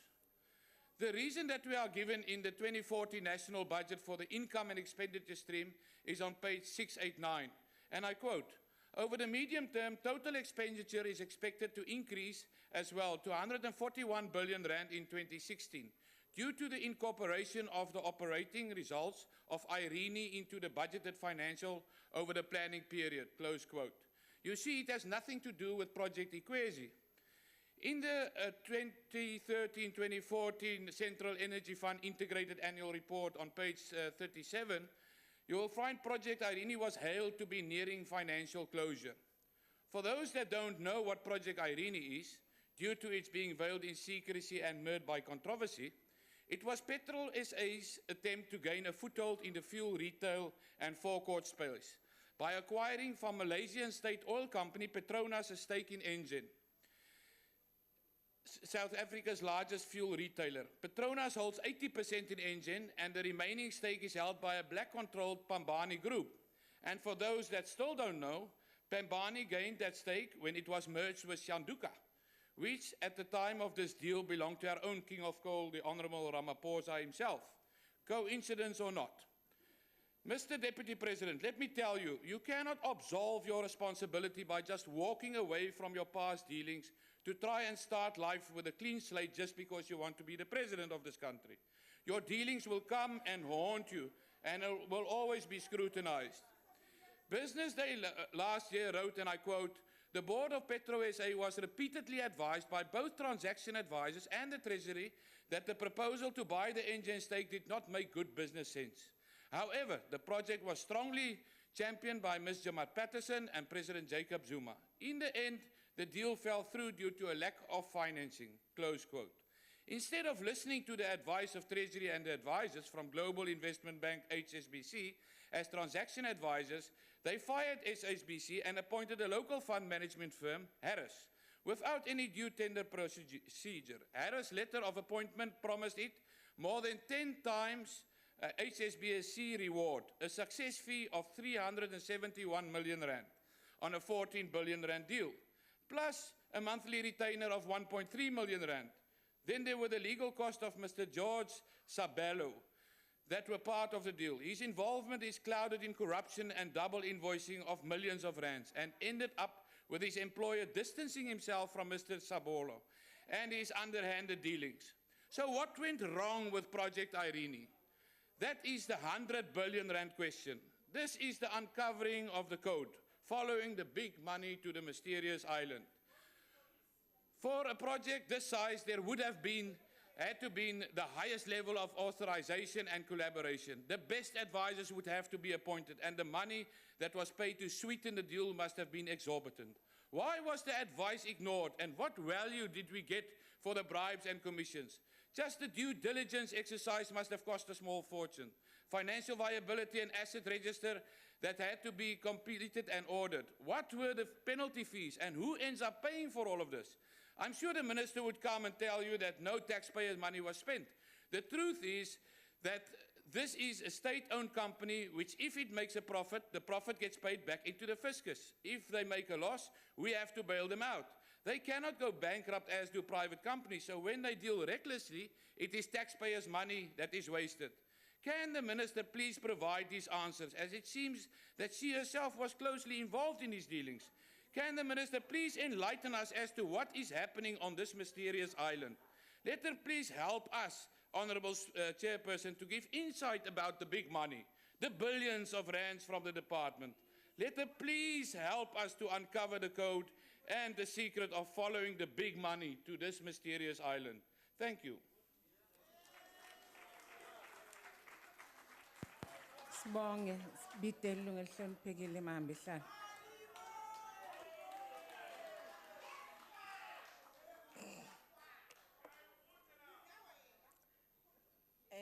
Honorable Minister of Energy, members of Parliament, guests in the gallery, officials of the Department of Energy led by DG Mr. Tabane Zulu, receive my revolutionary greetings. Honorable Chairperson, we are gathered here to endorse a budget which facilitates transformation and a path to continue with making tangible gains in our 22-year-old democracy. We know our economy is driven by mineral energy complex. As we have seen with major turnaround in ESCOM, stable energy is critical if we are to have any form of economic growth. Energy must be located at the center of economic growth, with Department of Energy as a sole driver. The Department of Energy has committed to a countrywide rollout of our economic and social infrastructure program. These programs will be catalysts for inclusive economic growth and job creation, as well as making systematically disimpoverished citizens humane. Furthermore, this budget facilitates exploration of oil and gas, including shale gas exploration. This initiative will be a real driver of economic and social transformation. Honorable members, I have no doubt, as a patriotic South African, one would support the budget table before us for the following reasons. 88% of South Africans now have electricity. This government in the past financial year facilitated a new source of energy in the form of solar energy, powering over 100,000 households in 3 provinces. The department has established a world-renowned renewable energy program, which is expected to add approximately 7,000 megawatts to our grid, and amongst other things, this department has empowered over 1,000 women in the oil sector. This is a sign that we are truly dealing with the legacy of the despotic apartheid regime, and we're transforming the state from one which is designed to cater for an exclusive class, mainly white South Africans, to one which makes lives of majority, mainly blacks, more humane. However, I have mentioned only patriotic South Africans will share these sentiments. Unfortunately, in this house, we sit with hypocrites, naysayers, and people who long for the chaotic era of apartheid. We have heard from some of them about their holy land called Western Cape. But this province is far from holy. It's in fact where evil finds refuge. How else do we explain to South Africans the revelation that 6 million rands was diverted from the education budget to supposedly deal with gangsters, only to find out that the MEC for Safety and Security in this province, one Dan Plato character, is in cahoots with the very same gangsters the education budget was compromised for. Having said this, I am reminded of a passage from a book titled Stupid White Men by Michael Moore. He says, I quote, "Such a nice name. Holy Land for a place with more evil acts per square meter mile than the VIP room at Saturn's annual marshmallow roast. Close quote. Honorable Minister, when a province deprives an African child of the opportunity to be the next astrophysicist, nuclear physicist, or engineer by disinventing their education, what does one do? Well, let me tell you, we of the ANC do not run to the courts to find a political solution. We deal with the problem directly on the ground. Because that is what really matters to South Africans. The theatrics in courtrooms and the media do not result in tangible for most South Africans. That is why I can stand here proudly and say this ANC changes the lives of people exceptionally, that of an African and a black child in particular. We do not uphold white privilege because we are truly cognizant of the fact that the future of this country lies in the hands of an African scientist. With the assistance of the Department of Energy and MTN, my parliamentary office in Khayelitsha held a successful career expo which focused primarily on maths and science. This expo was attended by 6,000 learners, and we also honored the top learners who emanate from the schools which are disimpoverished by your Dan Plato and his cronies. Honorable members, it gives me great pleasure to say to you in this August House Gallery today, we have learners from Khayelitsha which acquired distinction in maths and science and are currently studying in various institutions of higher learning around Cape Town. I believe that these are our future scientists and physicists. Here today, Honorable Minister, we have Mdiniso Sbusiso from Luhlaza, studying chemical science at the University of Western Cape. Kamani Lwandile Dlova from Sipamandla, studying mechatronics at UCT. Unam Monakali, Sipamandla, who's studying chemistry and biogenetics. Oyama Makanda, who's doing BSc. To deprive these learners a quality of, here they are. To deprive these learners a quality of education is an evil act this so-called Western Cape presently commits. Education remains in the top of the agenda of the African National Congress. As I draw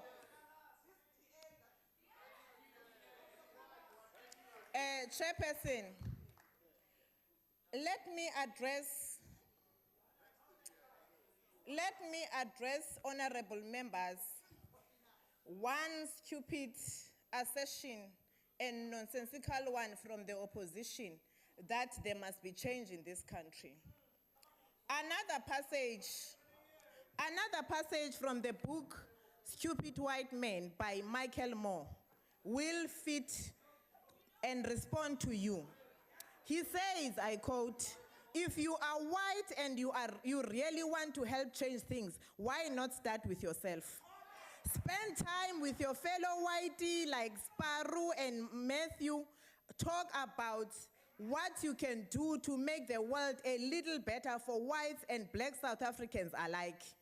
Stop the next white person you hear make a stupid racist comment and set him straight. Quit your whining about affirmative action. No black person is ever going to ruin your life by getting the job you deserve. The door will always open for you. Your duty is to hold it open for those who have less chance simply because they aren't white. Honorable Van Dalen, it is important that you tell South Africans today on how you yourself and the Metro Police shot rubber bullets to innocent children in Khayelitsha who were playing soccer late at night. After that, you crucified that journalist. What you are not telling about the nuclear to South Africans is the fact that NEXA has been successfully leveraging nuclear for medical use besides other applications for many years and receiving acclaim in many cases for its products. Worldwide. Honorable Mahambehlala, please take your seat. Yes, Honorable. May I address you, Chairperson? Yes. Chairperson, a point of order. The Speaker has just accused Honourable Van Dalen of shooting people, which has not been proved in a court of law. It's hearsay. and she's casting aspersions on the character of a member and should withdraw those comments. Or she must bring a substantive motion if she wants. Honorable Mahambehlala, Honorable Mahambehlala. Chairperson? Yes. That is really casting aspersions. No, it's a fact. A police officer was suspended after that. It's a fact. They know it's a fact. I'm not going to withdraw, Chair, because it's not an aspersion casting at anybody. Chairperson, it's not a fact at all. An officer with him present No. shot at kids Honorable playing a Mahambehlala. soccer. Thank you very much for that compliment. Chairperson, facts about the Holy Land. Facts about the Holy Land. 113.5 million tender awarded to JK Structures. Court found it was done to protect the company as it is linked to DA without following proper processes. Honorable Mahambehlala. Can you please withdraw that? Chair, as a disciplined cadre of the ANC, I withdraw because I respect you, otherwise it's a fact.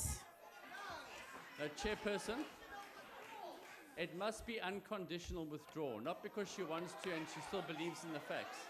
It must be... Withdrawn. No, but it was conditional. No, there's no condition. Yes, there was. There's no condition. It clearly was conditional. Order. Honorable members, she says as a disciplined. And I cadre still of- believe in the facts. She has withdrawn. Please continue, Honorable Mahambehlala. Honorable Chairperson. Chair. Honorable Chair, on a point of order. Point of order. Yes, Honorable Member.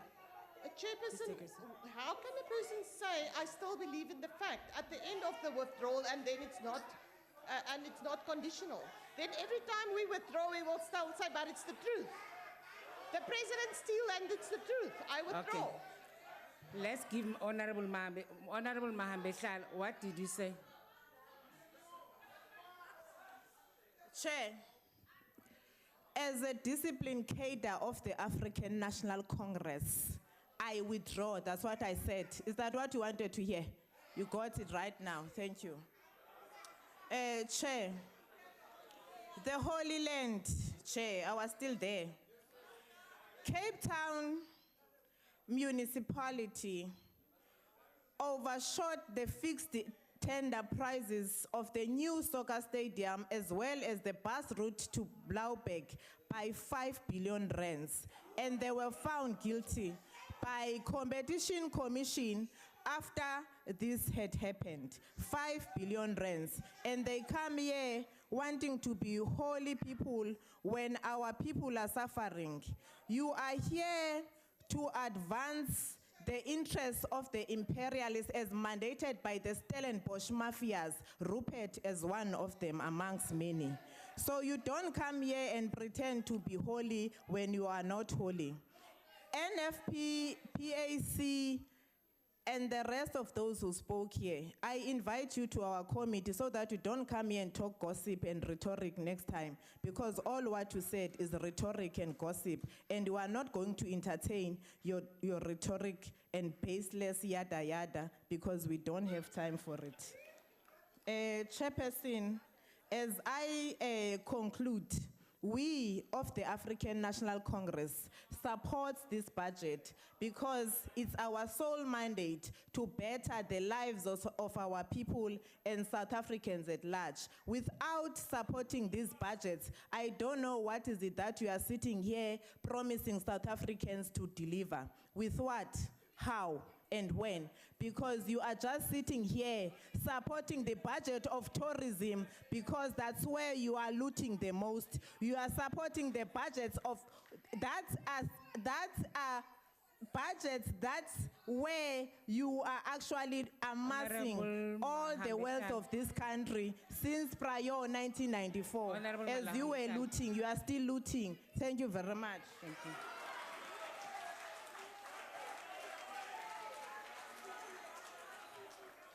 Tawbitan ngongqoshe wetaman.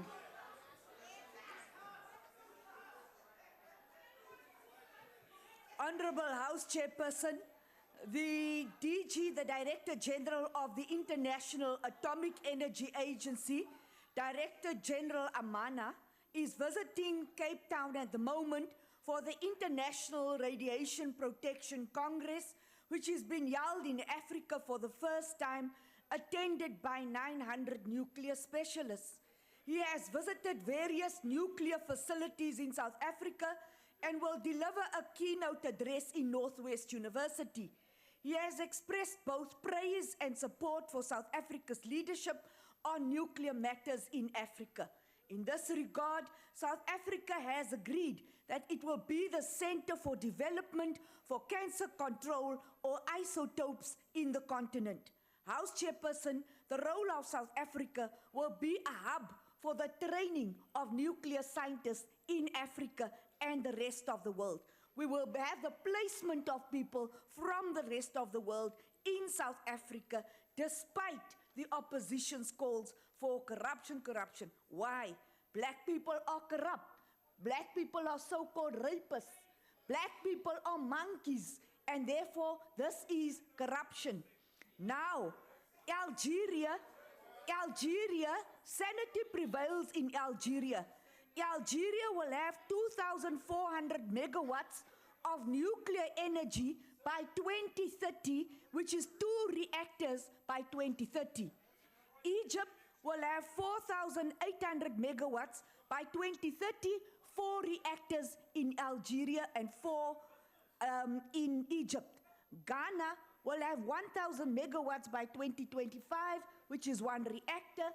Kenya will have 4,000 megawatts of nuclear energy by 2033, which is 4 reactors. Nigeria will have 4,000 megawatts by 2017, which is 4 reactors.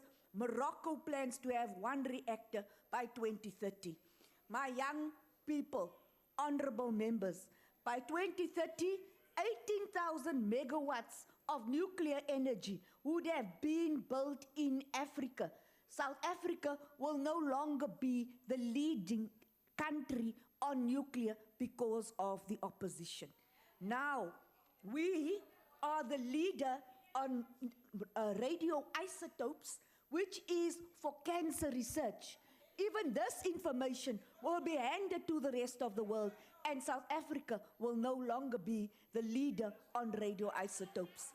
Itemba Labs, which is the NRF, has really entrenched the capabilities of South Africa in this regard. South Africa will lose this advantage again by 2030. Despite all this loss which we will have, South Africa will continue helping the rest of the continent, even if they advance beyond us. Why will we do this? Public acceptance is very important in this program. When there is any perception that there's corruption around money, we will take one step back. We will be delaying our process because of public acceptance. The Honorable Member McKay asked why we had not met our March 2016 deadline. It was precisely so that we can consider all the fundamental concerns of the court, which is about the IGAs. If we need to retable the IGAs, we'll certainly do so. If we need to redo any processes, we'll certainly do so. We have investigated and will continue investigating any concern over corruption. If there is any corruption in my department or my SOEs, please do not hesitate to alert me to this. And that applies to the members of the ANC as well. The nuclear application, our concern is about safety, security, and safeguarding our focus and priority areas. And that is why the President has implored us to look at the price, the pace, and the scale of nuclear energy. As the price is being considered in South Africa, that money will go to the 6 African countries, not from South Africa, but the money will be used in those countries to develop nuclear energy, whilst we will be pontificating about corruption. So please, let Africa go ahead, and let South Africa, which doesn't believe it is part of Africa, let South Africa fall behind. This is what my young sons are concerned about. My young sons are concerned about the libelous statements people make when they say whatever they like about our president, when they say whatever they like about black people without consequences, when they call us thieves without consequences and without withdrawing their statements, when they call us rapists without consequences, when they say that all black men are rapists without consequences, then my sons have the fear that one day there will be black so-called rapists. When they call us monkeys, when your constituency call us monkeys, then my sons are concerned that they will grow up as black South Africans being called monkeys. We are being insulted. We are being expected to rise above the occasion. Yes, we will talk unity. We'll talk unity in this house. As the minister, we'll rise above the occasions of you insulting us. Your insults, however, are painful. Honorable House Chairperson, this is what we fought for. We fought for a better life for all our people. We fought for building a better South Africa. We fought, this ANC government fought for moving South Africa forward. This ANC government fought for reconciliation, even when you insult us. But your insults are too much. Quite soon, your bone of contention, your insults will lead to something which you are not prepared for. As the Honorable McKay knows, we will respect any legal processes and the judgments, and we are considering and cooperating fully with the court. And really, what does the Honorable DA know about the poor and the working class? Why are you preaching to us about the poor and the working class?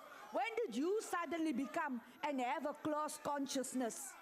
There is no evidence. There's absolutely no evidence that the nuclear Renewable program will cost us 1 trillion. Where did you get these figures from? This is a figment of your imagination. We are fully committed to renewable energy. Why do you make renewable energy your program? Renewable energy, solar energy, and wind energy is a construct of the ANC government. The DA government, please, renewable energy is not a program of the DA in the Western Cape. It is our program. We initiated renewable energy, we initiated solar energy and wind energy.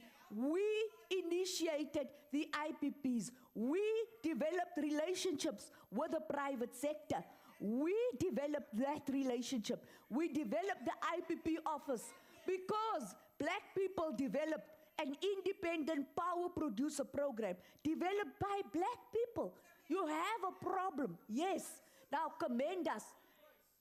At least you can compliment black people for developing a program which can work with the private sector, even in the Western Cape. So why do you make us the architects of only nuclear energy? You speak for your entire speech on nuclear energy when the rest of Africa is considering nuclear energy. Why? Are you saying that as Africa, as a continent, we cannot do nuclear energy? We have already done Kuburg very successfully. In Britain, the British negotiated nuclear energy within 3 months. The Egyptians negotiated nuclear energy within 3 months. But just because it was the British who negotiated with the Chinese, it wasn't corrupt. China, they negotiated with the Chinese. The British have an intergovernmental agreement, government-to-government relationship.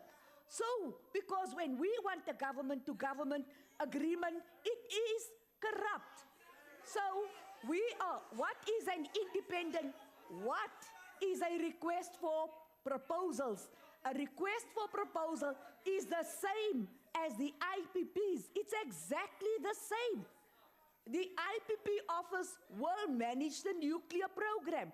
So it's okay for the IPP office to manage renewable energy, which is solar and wind. When the IPP office manages solar and wind energy, then they're not corrupt.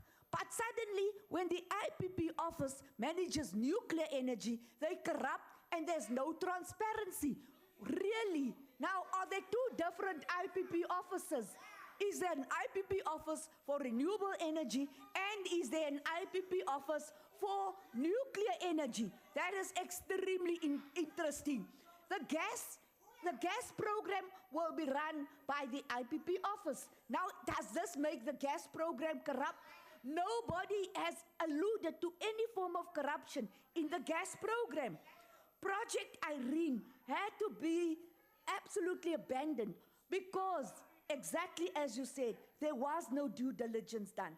And when we did that due diligence, we found that it was just too expensive. So we are saying everything we do has to be affordable, has to make business sense, and has to be transparent.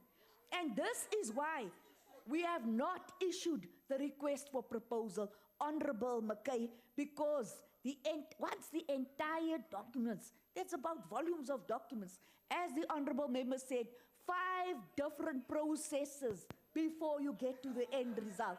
Honourable 5 different Minister. processes before you get to the decision. I thank you, members, for always participating. I thank you, Chairperson, for always giving me very good advice.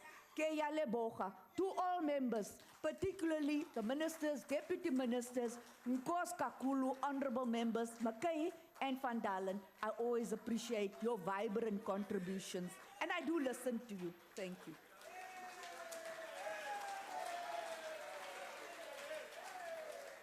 Order. Honorable members, are reminded that the debate on small business budget vote will take place at 16 hours 15 at the National Assembly chamber right here, and the debate on women budget vote will take place at 16 hours 15 at the old Assembly chamber. That concludes the debate of the business and the business of this extended public committee. The committee will now rise. Thank you.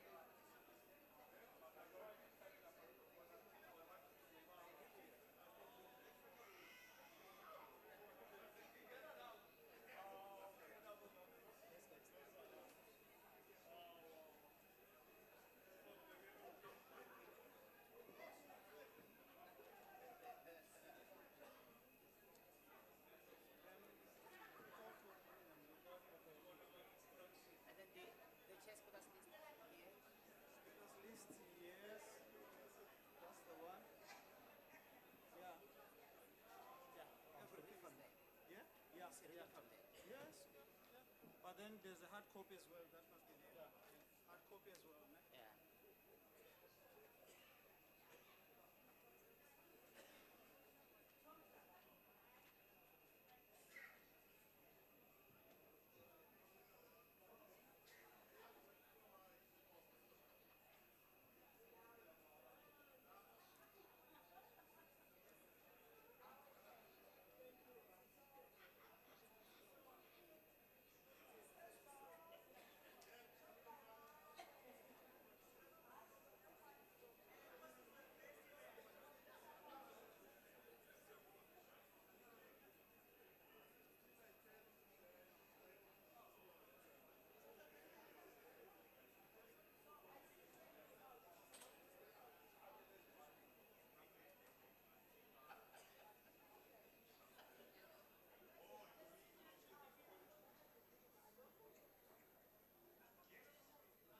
Madam House Chairperson.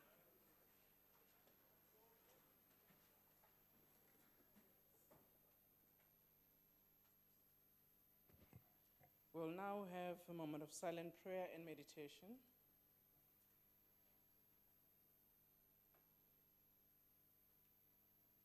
May we be seated.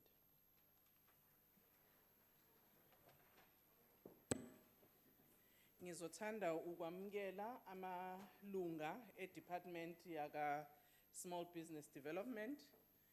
Akhona lana uzoxhasa ungqongqoshe nesekela lakhe. Ngiphinde ngamukele amalunga omphakathi azile ukuzoxhasa i-budget ka-Minister we-Small Development okuse manje ke sebeyizivakashi zethu. Siyanamukela. Kodwa ke ngizothi mangichaze kancane nje ukuthi uma nihleli la endlini kufuneka niziphathe kanjani njengezivakashi.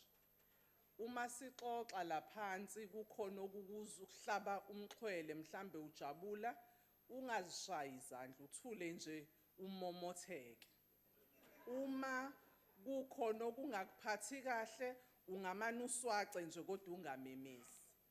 We welcome all of you in the gallery as the guests of the minister, but I was just giving you some housekeeping measures, how you must behave yourself while you are in the house. That while we welcome you now as the guest of the minister, you are now the guest of parliament since you are here. When the debate goes on, there may be issues that are exciting and you may be tempted to clap hands. Unfortunately, you may not be able to do so, but you can smile. If there are things that are irritable that are being said, you cannot make sounds or even interject. You can just frown to show your disappointment. I will see it, they won't see it. You are all welcome. I will now ask the Minister of Small Business Development. Firstly, I will ask the Secretary to read the order.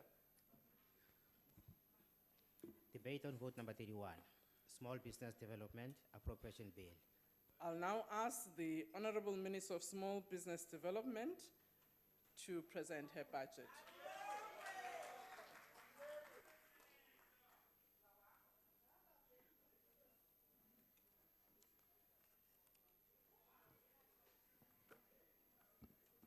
Chairperson, ngicabanga ukuthi uqeda ukusho nje ukuthi sonke kufuneka simamatheke mangabe khona into engasiphethe kahle noma ingekho engasiphethe kahle. Manje ngizwe abanye bathi maliyekwe. Cha, malibongwe igama lamakhosikazi. Yes. Chairperson, ministers, deputy ministers, honorable chairperson and members of the Portfolio Committee of Small Business Development, the people that I work with, the people that I really enjoy working with, because this is one of the most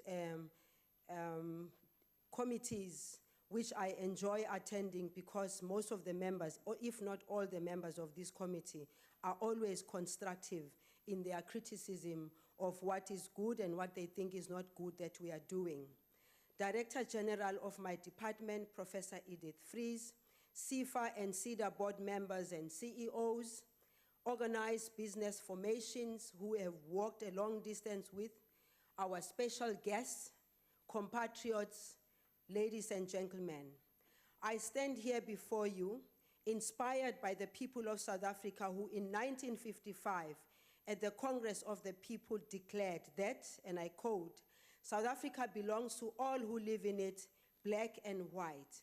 Further and relevant to South Africa's economic transformation plan and the mandate of the Department of Small Business Development, the delegates of the Congress, in their wisdom and wish for South Africa, declared, and I quote, "The people shall share in the country's wealth."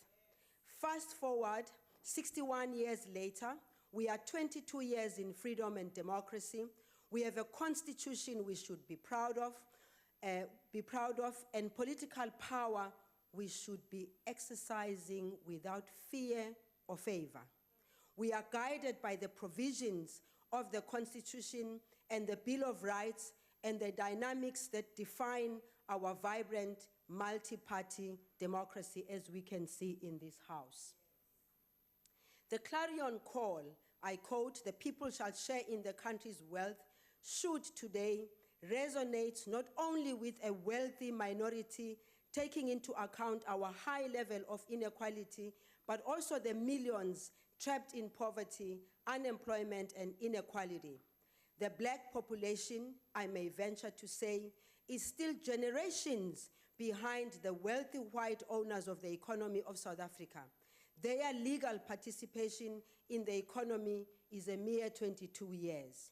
Chairperson, while the past still haunts us, I remain inspired by the citizens who, despite the socio-economic challenges, their past differences, race, gender, and status in society, have bought into government initiatives and plans to change their lives, the lives of the majority. I am, in particular, inspired by the informal business, small, medium enterprises, cooperatives, entrepreneurs, the young and old, who, with or without government support, have continued to live in the spirit of Vuk'uzenzele, who, despite the slow pace of economic transformation, despite challenges of starting, running, and sustaining their businesses, remain resolute and hopeful of the success and growth of their businesses. I salute you. To those we have assisted and made a difference to your operations, shine so you can be a living example. And to those we have not managed to reach, we have you in our sights, and we do understand the challenges that we are facing. Chairperson, honorable members, we are all aware that SMMEs and cooperatives can be the main drivers of economic growth, poverty reduction, and job creation. This has been proven globally that SMMEs are the heartbeat of stable, growing, and better performing economies such as China, India, Germany, amongst others, and greater source of job creation, economic empowerment, and transformation. Chile, for example, had a remarkable resurgence in economic activity thanks to the new entrepreneurial initiative in the past years. In an article by José Filomeno de Souza dos Santos, written for the World Economic Forum, August 2015, he writes, and I quote, "Africa grew despite the global recession, and it shows no sign of abating. The continent is on course to achieve economic growth around 4.5%. Remember, this is last year's predictions. This year, a rate higher than that predicted for economies of the world. Amazingly, this is set against a backdrop of a Eurozone crisis, low growth and stagnant wages in the West, and a slow growth in China. Africa's economic expansion is nothing short of remarkable. There is something unique about what is happening in the continent now. This time, the heart of the story is in the boom in small and medium-sized enterprises, SMMEs. Today, these small and growing businesses create around 80% of the region's employment, establishing a new middle class and fueling demand for new goods and services. The scale of this transformation should not be underestimated. Honorable members, South Africa is in Africa and therefore cannot afford to ignore these facts, even though these facts and figures change from time to time. opportunities to share experience, innovation, enterprise development, new solutions, and learn from SMEs and cooperatives with the rest of the continent can only enrich our own system towards ensuring success and possibly opening up market opportunities. The success of SMMEs in South Africa can also be tied to the African markets. Africa is open for business and opportunities exist for SMMEs and entrepreneurs and innovators. The majority of Black people have yet to have an opportunity to go out and see these opportunities in the African continent. As we celebrate Africa Month, I appeal to local SMMEs to connect more with the continent, acquaint themselves with the continental models and markets, and tailor solutions for African markets. Evidence confirms the untapped potential of the sector as observed in the Goldman Sachs 2015 report on small businesses, which states South African economy can grow by 5% over the next 5 years if government and the private sector invest 12 billion in 300,000 small businesses. The country's 9-point plan clearly identifies unlocking the potential of SMEs and cooperatives, township and rural enterprises as key to economic development and empowerment of township and rural communities. President Jacob Zuma's initiative of bringing government, private sector, and labor bodes well for the country and brings into sharp focus the importance of SMMEs. The recent announcement by the state president on the establishment of a fund to support small businesses and especially Black entrepreneurs shows commitment to growing the economy. Business further announced that they have pledged 1.6 billion. The deputy president expressed hope that the fund could go into double digits. The fund must, in the final analysis, respond to what the chairperson of the portfolio committee always says, respond to the felt needs and plight of SMMEs. The department and organized business formation must be part of the shaping the design and implementation mechanism of the fund. National economies are a product of consensus between economic players, and small and medium enterprises and communities must be the role players also in the economy of South Africa. Indications are that small business sector is beginning to take its rightful place as the engine for our economy. This has recently been confirmed by the landmark 2016 tax collection success, in which SARS broke through the 1 trillion rand ceiling. The tax authority has reported that more than 18,000 new SMMEs had for the first time submitted tax returns. Naturally, growth in future revenue is dependent on upscaling government interventions coupled with sharpened awareness for more people to be involved in entrepreneurship, startups, SMMEs, and cooperatives. I have called on national and provincial authorities to strengthen cooperative governance. I have also consistently invited MECs for economic and small business development to join me in my engagement in provinces and municipalities, and we are beginning to see concrete manifestation of these efforts. We want to break the tendencies of thinking that 3 layers of government are 3 different governments. They are one government. They collect the revenue. They must make sure that the revenue that is collected is optimally used for small and medium enterprises and the development of South Africa. This work will take us time, but we are convinced that it will happen. I met with the Gauteng Free State MECs for Economic Development, Lebogang Maile and Sam Mashinini. In Gauteng, we learned that the MEC's department profiled 65 townships, which informed their township revitalization strategy.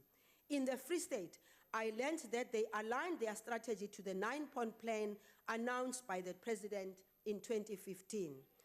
We would like to take this time to thank those who have worked with us on this path. We acknowledge the role of Black Business Council, who are here, and its affiliate, NAFCOC, who immediately joined hands with us when we were established, and despite their challenges, we have been working together to also make sure that they are strengthened, because their strength is an advantage to small business development. We have also traveled with a consortium of the AHI, SACI, and BUSA, whose support have been tremendous. We also acknowledge tireless individuals such as Xolani Qubeka, Carl Lotter, he gives me sleepless nights, Mam Rose, and others who share our zeal for advancement and success of this sector. We also commend corporates who have opened their value chains to emerging suppliers. Enterprise development is an obligation for all. We also take this opportunity to thank all departments that continue to support SMMEs and cooperatives. And I must say, honorable members, attending many of my colleagues' budget votes, I clearly could hear them talking to small and medium enterprises and their support, and we do not have to police them to do that, because they believe in small and medium enterprises in addressing the challenges facing the country. Chairperson, occasions such as these are moments to reflect on the road traveled, to count in line with the commitments we have made, and to ponder the long distance that still lies ahead. As promised in the last year's budget speech, we have completed our program review. The review sought to align inherited programs to our mandate and to ensure that they respond to challenges confronting small business. The recommendations range from upscaling, mainstreaming, continuing, and transferring. These recommendations were then interrogated by the department, which then took the appropriate action. The implementation of this process is ongoing, and obviously, change management is always very difficult, but we are convinced that we will work together in commitment. According to 2015 Public Sector Review of Supply Chain Management, the public sector spends over 500 billion on goods and services and construction work. Given the enormous opportunity for small businesses and cooperatives to access this market, our department is committed to take advantage of this public spend to increase the demand for goods and services produced by small businesses and cooperatives. Consistent with this undertaking, we have signed transversal agreements with the Department of Public Enterprise, Tourism and Social Development to access small business opportunities. In addition, we have also entered into agreements with the manufacturing sector, engineering and related services sector, and the agriculture sector to assist informal micro businesses in the field of manufacturing and agricultural process. We are convinced, Chairperson, that if the SMMEs are not capacitated to take advantage of this opportunity, those that have always been and are empowered and have deep pockets will always take advantage. We need to turn this around. And this comes with accepting economic transformation. Chairperson, you will recall that last year we announced that we were working with Treasury for issuing of practice note to implement the 30% set-aside public procurement program. It has been established that the implementation of this transformative policy shift will require an amendment to the Preferential Procurement Policy Framework Act.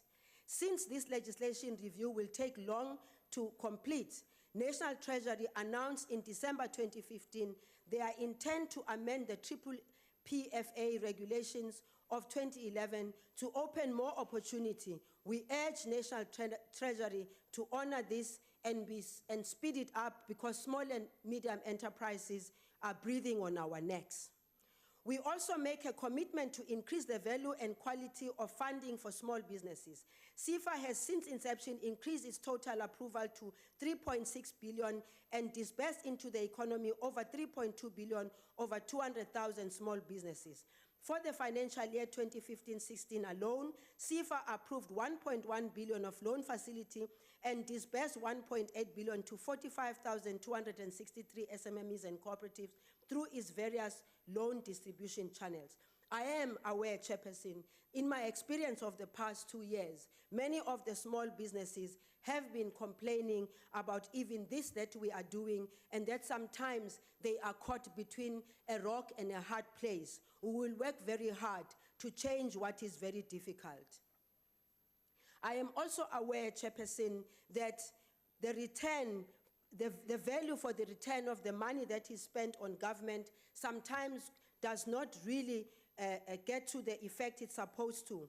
As a department, we want to re-look into this, because if we can go back and look at how much government has spent on small and medium enterprises and cooperatives, and look at how many of them are succeeding, a lot are not succeeding, and therefore we have to engage to find out why is this government is spending so much money and so many are not succeeding.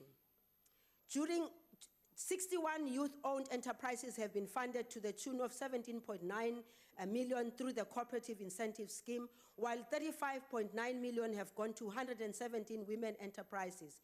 45.2 million has funded 325 women-owned enterprises through the Black Business Support Development Program. We will be monitoring these initiatives through appropriate monitoring and evaluation mechanism. During the 2015-16 financial year, 249 women spread across all 9 provinces received a month-long formal CETA accredited training program through the Bavumile Skills Development Program. The program is designed to increase their expertise in production processes in the creative and craft markets. The department has entered into a memorandum of understanding with Government of the Netherlands to promote cooperation in the area of cooperative development. One of the focus areas is to provide technical assistance with regard to structuring of cooperative models that will improve production efficiencies and economic viability within cooperatives. The first cooperative based on this concept is the New Generation Cooperative that was launched during the visit of the Prime Minister to South Africa. What makes this cooperative concept unique is that it incorporates members across the value chain, which makes it an ideal tool to fast-track growth and development. All processes are in place to ensure operationalization of this first new generation of cooperatives, and I'm sure that the Netherlands and the Prime Minister, Mark Rutte, will be very excited about this. Please join me in welcoming a few of the farmers who have signed the MOU to usher in the new generation. We have with us today members of the New Generation Cooperative, Mr. Pete Prinsloo from ZZ2, whose contribution to this partnership will be mentorship, as well as Mr. Thomas Sadiki and Mrs. Shonisa Ndou. 2 special programs were launched since 2015 budget vote, namely the National Gazelles and FinFind. The National Gazelles program, as one of our flagships, was launched in September 2015. The first 40 National Gazelles and the remaining 160 have been selected from 507 qualifying entrants who had successfully completed the application process. They come from key sectors such as manufacturing, ITC, energy and the green economy, health and biosciences, and energy.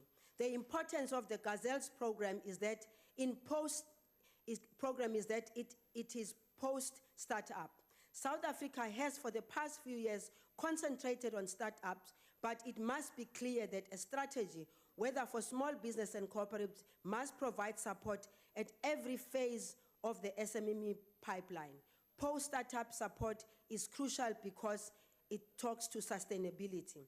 We will be introducing 40 National Gazelles to the nation shortly, and will also begin the process of identifying the next group of growth-oriented enterprises under the National Gazelles program.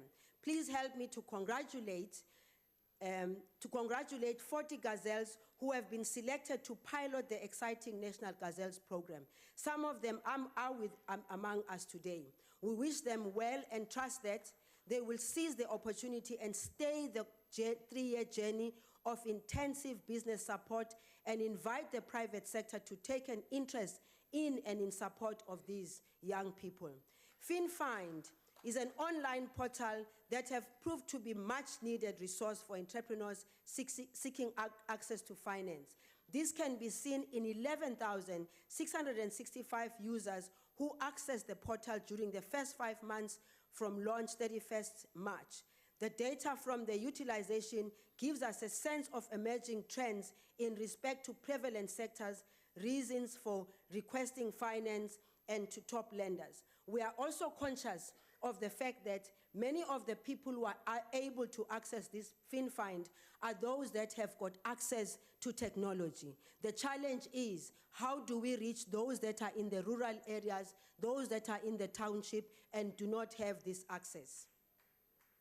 The Women in Maize program is another of our flagship and concrete example of benefits of partnership between government and the private sector.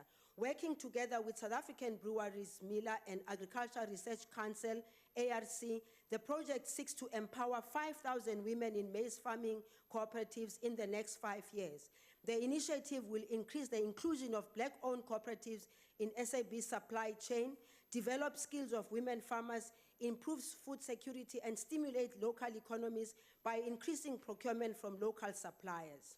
I wish to take this opportunity to invite you to join me on the 26th of May at Nkangala in Gauteng to witness the first harvest.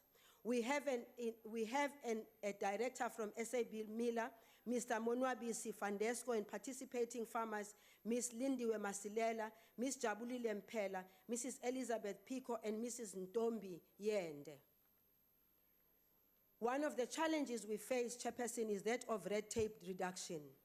We remain seized with the task of easing regulatory and bureaucratic burdens on the shoulders of small businesses. We must proceed from the premise that good policies, laws, and regulations are conducive to competitive economy. However, some policies or compliance processes may have unintended consequences of weakening the business ecosystem. During the 2015-16 financial year, the DSBD continued with the rollout of the red tape reduction guidelines at municipal level with 81 municipalities. We established partnership with the International Labour Organization, ILO, to assess the implementation of the guidelines within 4 municipalities, KwaZulu-Natal and Free State provinces. Our goal is to ease and ultimately reduce the cost of doing business. Last year, we made a commitment in this House that we would continue with the local and foreign traders who are operating in our informal sectors to ensure peaceful and competitive coexistence. I am pleased to announce that, working with all stakeholders, I recently witnessed the signing of a cooperation agreement between South African Spaza Tuck Shop Association, led by Mrs. Rose Nkosi, and Township Business Development South Africa, led by Mr. Abbas Mkhize. And I must say, honorable members, that signing of the agreement does not necessarily resolve the problems, but it gives us an opportunity to start from somewhere, and we call for community support. The department and its partners are implementing the National Informal Upliftment Strategy, which hinges on 3 pillars: building capacity of our local traders, promote partnership between Blacks and foreign nationals, and ensuring effective regulatory environment. Now, our budget commitments and priorities. Since the start of 2016 budget vote, this House, honorable members, committing to advancing the rise of the small business through their mandate and budget, we have heard of success stories from ministers of human settlement, science and technology, trade and industry, telecommunication, postal services, agriculture, forestry, and fisheries, to name a few. Others would say, why are we talking about other departments? It is because they contribute to small and medium enterprises. Consistent with undertaking we made last year, CIFA will, over the medium-term expenditure framework, approve a further 3.4 billion of loan financing facility to SMMEs and cooperatives during this period. CIFA will fund 157,000 SMMEs and cooperatives. Chairperson, the Emerging Enterprise Development Program will provide support to women, youth, and people with disabilities in order to increase their capacity to access economic opportunities and hence their competitiveness. The program offers the cost-sharing grant to maximum of 200,000 to eligible applicants. The grant may be used to acquire machinery, equipment, tools, raw material, and so forth. business rescue strategy will be implemented for small businesses in distress, which will help reduce the mortality rate. The department is working with CIFA on the modalities of developing and implementing strategy. As an initial investment, 84 million has been set aside for this initiative. The department is also working with the National Youth Development Agency of South Africa Resource Institute to develop youth-owned cooperative micro-franchising and catering sector of the Western Cape Flats region, including Philippi, Khayelitsha, Delft, Strandfontein, Manenberg, Guguletu, Nyanga, and Saldanha on the West Coast. Also, the Franchise Association of South Africa secured funding from the Job Fund, which will be used in partnership with other funding institutions to address the funding and challenges that limit participation. We are implementing the Enterprise Incubation Program as a pilot program during this financial year. The objective is to support establishment of new incubators and for the growth expansion of existing incubators. It will offer incubation to small businesses and cooperatives with potential but limited and technical business skills expertise to be mentored so that they can take advantage of the market. We have as an example of the impact of financing provided by CIFA. One example is Thabo Vuyo Sikulu. In acquiring business, the existing jobs of 136 women employees were retained and 5 additional jobs have been created. The business so far has, in the past 4 years, been turning over 21 million per annum, has now increased its revenue to an average of 2 million a month, projected to be totaling 24 million per month. 10,679 clients have received CEDA interventions during 2015-16 financial year. Together with the ones from previous years who continue to receive support, have created a pool of entrepreneurs that can make a contribution to the country's socio-economic growth. The department and CEDA hosted an annual South African inauguration conference with the Deputy President delivering keynote address. The main objective of the conference is for CEDA to lead a dialogue on aligning the incubation ecosystem in the country. Our legislative program, Chairperson, between January and 2016, we conducted the first round of provincial stakeholder consultation on the amendment of the National Small Business Development Act as amended. The next round of consultation will take place between June and September 2016.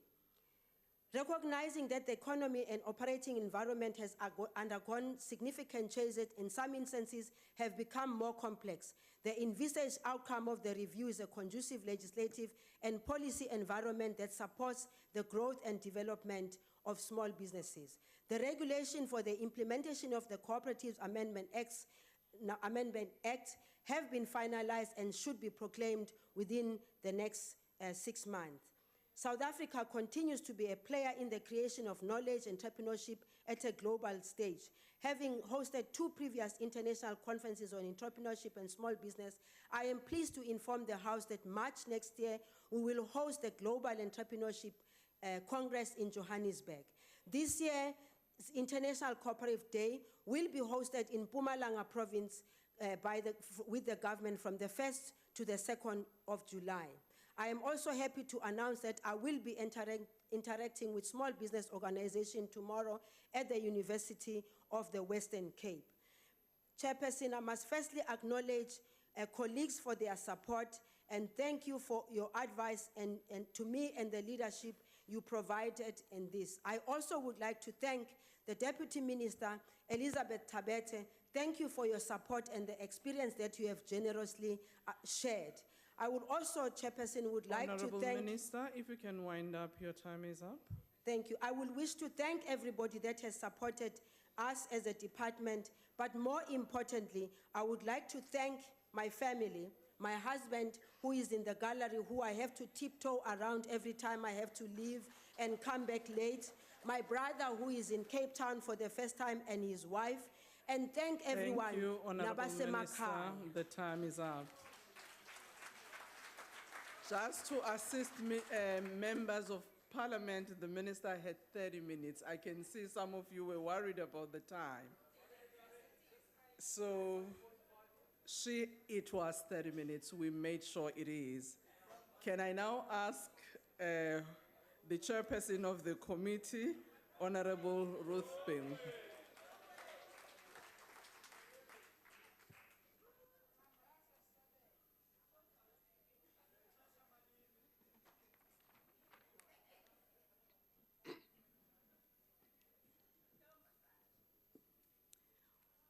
Honorable Chairperson, honorable members, fellow South Africans, the ANC supports the budget of the Department of Small Business Development.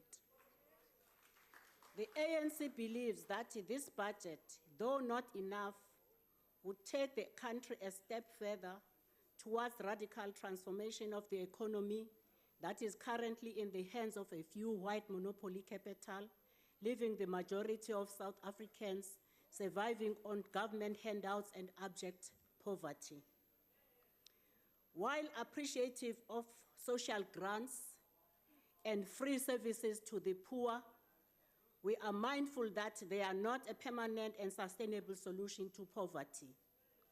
Therefore, need to be complemented by interventions that are aimed at enabling the poor to become self-sufficient and self-reliant. When the ANC assumed power in 1994, it inherited a skewed economy controlled by white monopoly capital. South Africa is perceived to be a mixed economy driven by three pillars: the state-owned companies, cooperatives, and private sector. This, in reality, is an ideal economy which would be achieved through radical economic transformation to reverse a racially based capitalistic economy system inherited by the ANC, which continues to enrich a few, leaving the majority in abject poverty. It was based on this understanding that the ANC in its 53rd conference resolved to radically transform the economy. The establishment, therefore, of the Department of Small Business Development is part of a radical economic transformation process through small businesses and cooperatives that are owned by Blacks in general and Africans in particular. Chairperson, in the report of the Portfolio Committee on 2015-2016 financial year budget vote of the Department of Small Business Development, the committee recommended to the department an assessment of programs inherited from other departments so as to determine their relevance to the mandate of the department and their effectiveness in reducing poverty, unemployment, and inequality moving forward.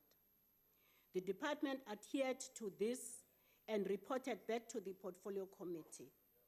The committee supports the implementation of programs that are in line with the mandate of the department and those that address challenges and felt needs of SMMEs and cooperatives. We advise the department to further engage and consult the affected beneficiaries on programs where there were disagreements either between the minister and the deputy minister or the department and the Portfolio Committee. The committee also identified that the assessment by the department, SIDA and SIFA, looked more inwardly, ignoring oversight reports of the Portfolio Committee and consultation with SMMEs and cooperatives, especially those that had not been served by the department and its entities. Based on these observations and shortcomings of the assessment report, the Portfolio Committee advised the department to broaden the assessment and consult with the affected groups before terminating those programs that the department wanted to terminate or transfer to other departments. We hope that the DG would find wisdom in the advice of the Portfolio Committee and speedily resolve these issues, applying constructive change management tactics to prevent unnecessary tensions between the minister and the deputy minister regarding the transfer and termination of programs which were under the deputy minister.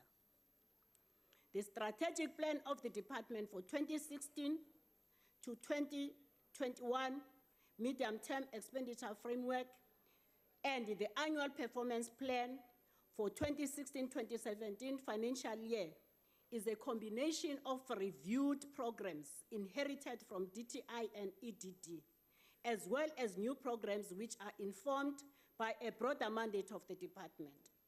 The committee's report on 2016-2017 financial year budget vote of the Department of Small Business Development raises a concern on the merger of SMME's development program and cooperatives development program into Program 2. Our concerns, Honorable Minister, are based on the following. One, SMMEs and cooperatives play different roles in a space of economic development and community economic development. SMMEs are profit-driven businesses. Cooperatives are a social capital with community socio-economic development interests. Therefore, they pursue different economic policies and require different support systems financially and non-financially. Ngabe sesakuchaza kahle-ke lokhu siyi-ANC ukuba lendlu yesishayamthetho yasinikeza ithuba lokuba nenkulumo mpikiswano yeziphakamiso ezihambelana nokushintsha komnotho kulelizwe. Kodwa ke lendlu ibilokhu iphinda inkulumo mpikiswano yesiphakamiso se-DA sokuthi lendlu ithi ayisamethembi umongameli uJacob Zuma nakuba kwaziwa kahle ukuthi lendlu angeke ize isithathe isinqumo esinjalo. Lokhu kusibambezele kakhulu. Sicela ukunikezwa ithuba lokukhuluma ngokushintshwa komnotho walelizwe ubuyele ezandleni zabomsinsi wokuzimilela. Maqembu aphikisayo yekani ukusibambezela. The integrated strategy on the development and promotion of cooperatives 2012 to 2022 document of the DTI has this to point out.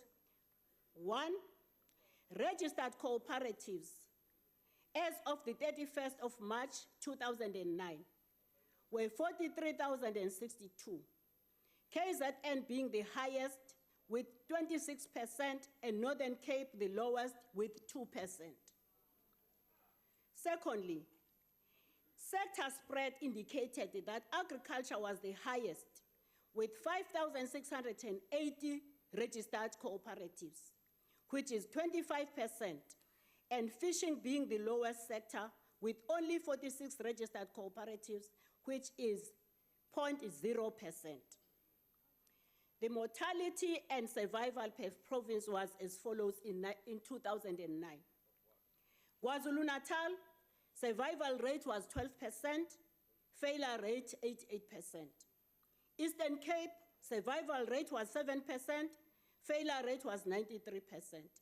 Western Cape, survival rate was 7%, failure rate 93%. Northern Cape, survival rate was 2.5%, failure rate 97.5%. Limpopo, survival rate was 22%, failure rate 78%. Mpumalanga, survival rate was 2.5%, failure rate 87.5%. Gauteng, survival rate was 17%, failure rate 83%. Free State, survival rate was 8%, failure rate 82%. Northwest, survival rate was 13%, failure rate 87%.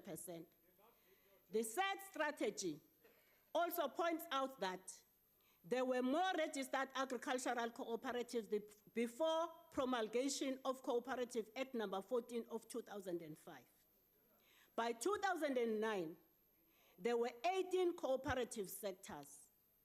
The best performing sectors being 1, housing cooperatives at 32% survival rate and 68% failure rate. Arts and culture at 30% survival rate and 70% failure rate. Social and burial at 29% survival rate, 71% failure rate. Baking at 25% survival rate and 75% failure rate. Concerns raised by the Portfolio Committee about putting SMMEs and cooperatives under one program, overseen by one Deputy Director General, as well as moving away from a sector-based development approach, are partly informed by this analysis. Honorable Minister, we urge you to relook at this issue and provide the Portfolio Committee with more tangible, informed, and political policy direction that influences the direction taken by the department, other than the recommendations of the consultants assigned by the department to assess programs inherited from DTI and other departments. In conclusion, I thank all members of the Portfolio Committee who participated in meetings of the Portfolio Committee to ensure that the department rises to the challenge. I thank the support staff to the Portfolio Committee, led by King Gunene, the committee secretary, assisted by Nola Jobodwan. Our content advisors, Kolile Mkaji and Sibusi Sokumete. I thank you for the long hours that you spend in the office, sometimes up to 4 a.m., to ensure that both the department and the Portfolio Committee meet deadlines. It is a demonstration of your commitment beyond the call of duty. To the acting DDG, Mr. Lindoguhle Mkhumane, who was a former acting DG for some time in the department, thank you for stabilizing the department and putting the foundation for the DG, Professor Edith Fries, to build on. To all staff members in the department and the ministry, thank you very much. I thank the Deputy Minister, Ms. Elizabeth Tabete, for sharing her knowledge and experience of the road traveled by government with SMMEs and cooperatives since 1994 to where we are today. Last but not least, may I thank the Minister, Minister Lindiwe Zulu, for providing political direction in the department and building relationships with other ministers, the business sector, and other spheres of government. The ANC supports the budget. I thank you. Thank you, Honorable Chairperson. I'll now ask Honorable Chance.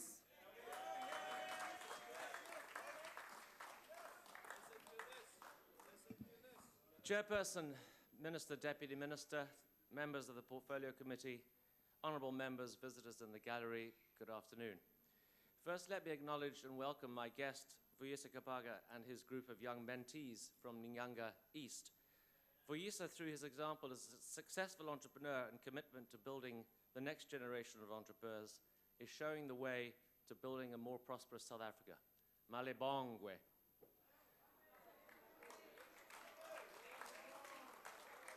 Chairperson, the Department of Small Business Development is approaching its second birthday. At our first EPC, I portrayed our minister as Cinderella and urged her to avoid the clutches of the ugly sisters, Ministers Davis and Patel, whose antagonism to business is well known.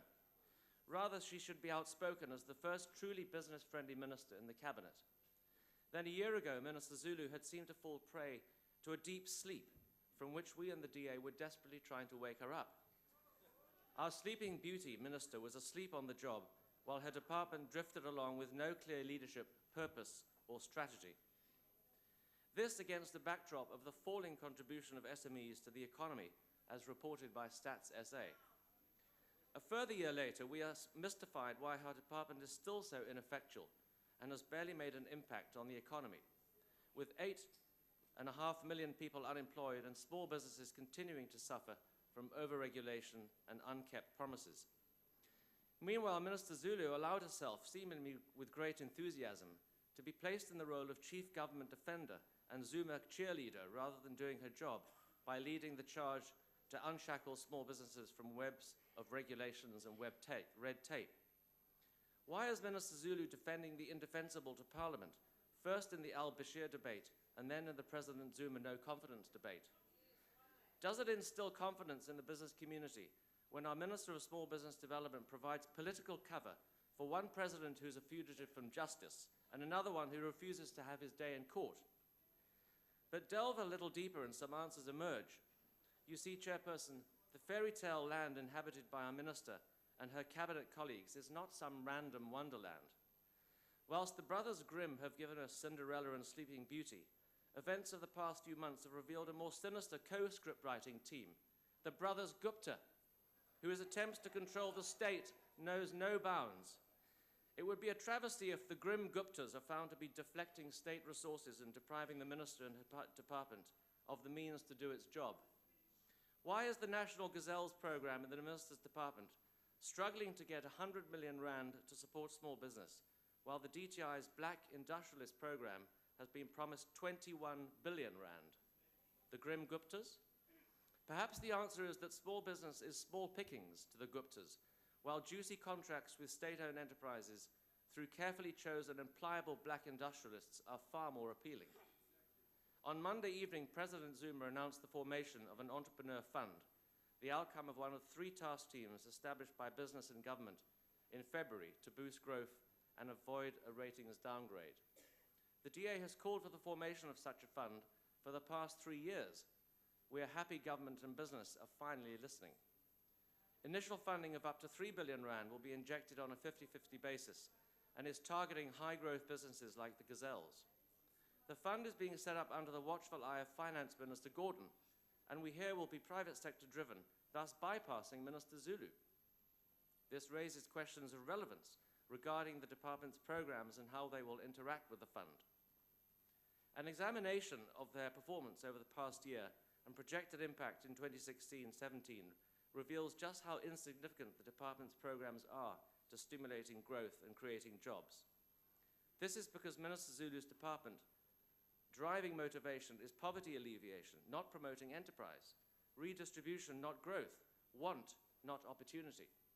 So how does her department measure up? The program review released in November recommended it adopt a broad facilitative approach instead of its current deep execution approach. Starting with the smallest part of the budget, support for cooperatives, the department has admitted to the committee it has no strategy at all. Turning to CIFA, of its 544 million projected disbursements, roughly 10% will be spent on funding 46,000 micro and informal enterprising, supporting 69,000 jobs. That's 1.5 jobs per business financed. In a sector employing up to 3 million people, this is a drop in the ocean. 40% of CIFA's budget will be lent directly to 163 SMMEs, creating 817 jobs. 817 jobs created by the country's flagship small business finance agency. It's a pitiful number. What's just as worrying is that on historic performance, 58% of these loans to SMMEs will not be repaid. CIFA's sister agency, CEDA, wow, that's alliteration for you, is equally ineffective, consuming half the department's entire budget, or 663 million. It measures impact by the number of businesses supported, not by their long-term growth and survival rates.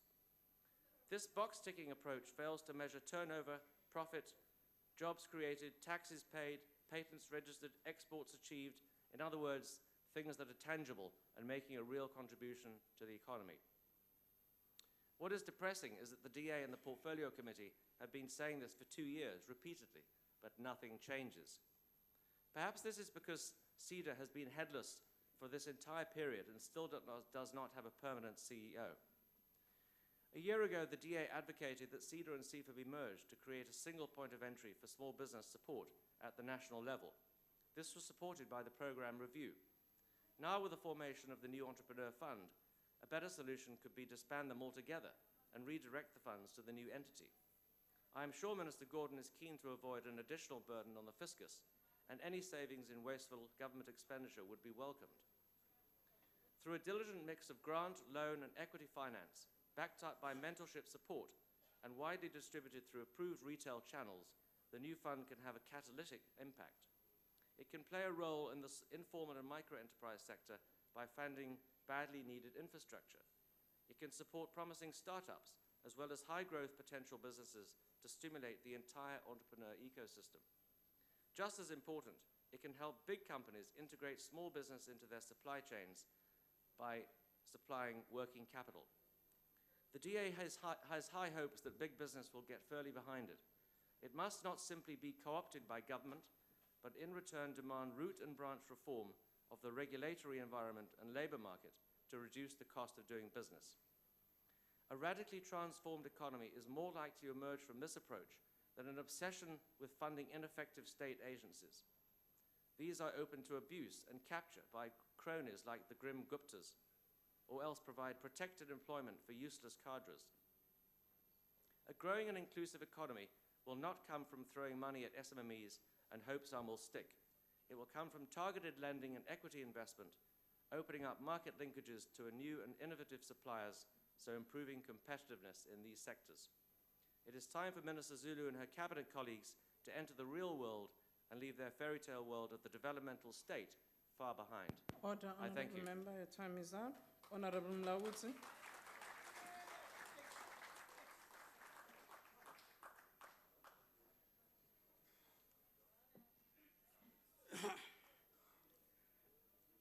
Ndiyalibonga mchimbiza mshumo EFF ikuhanedza mugaganyagwanya hoyo wa department.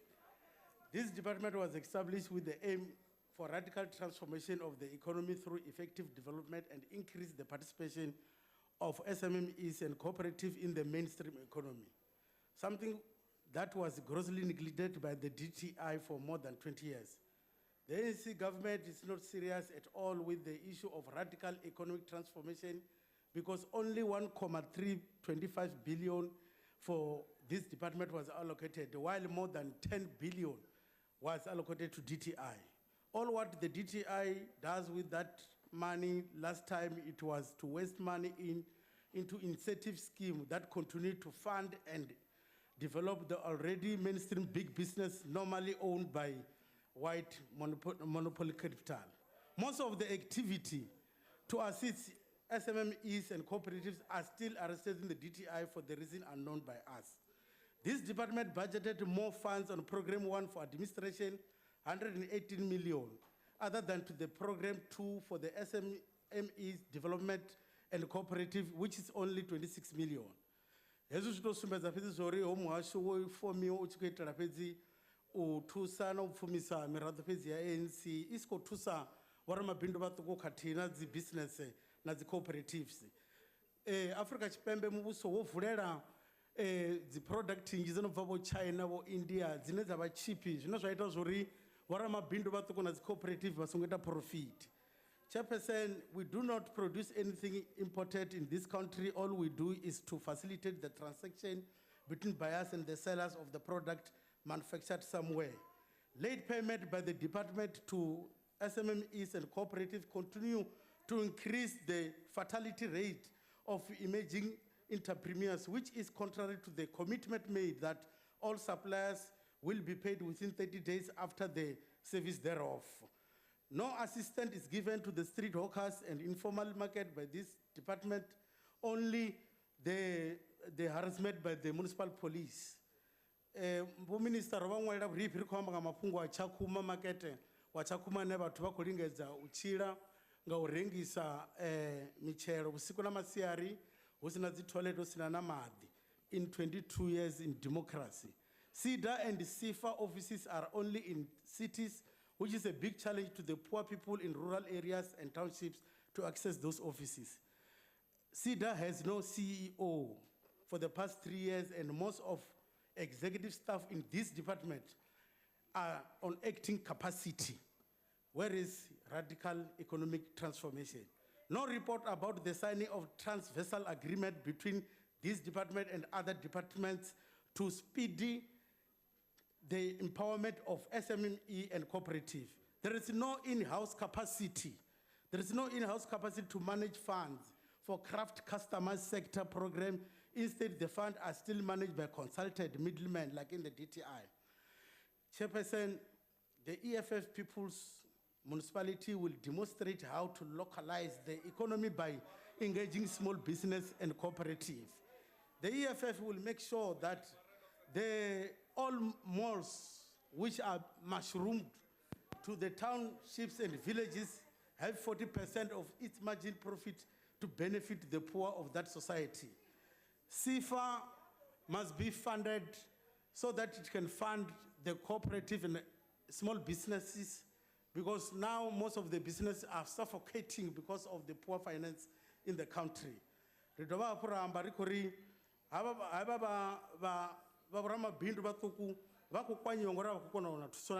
very much. The EFF rejects this budget vote because there is nothing radical economic transformation Thank you very in much, Honorable it. Thank you. The Honorable M. Sengwa.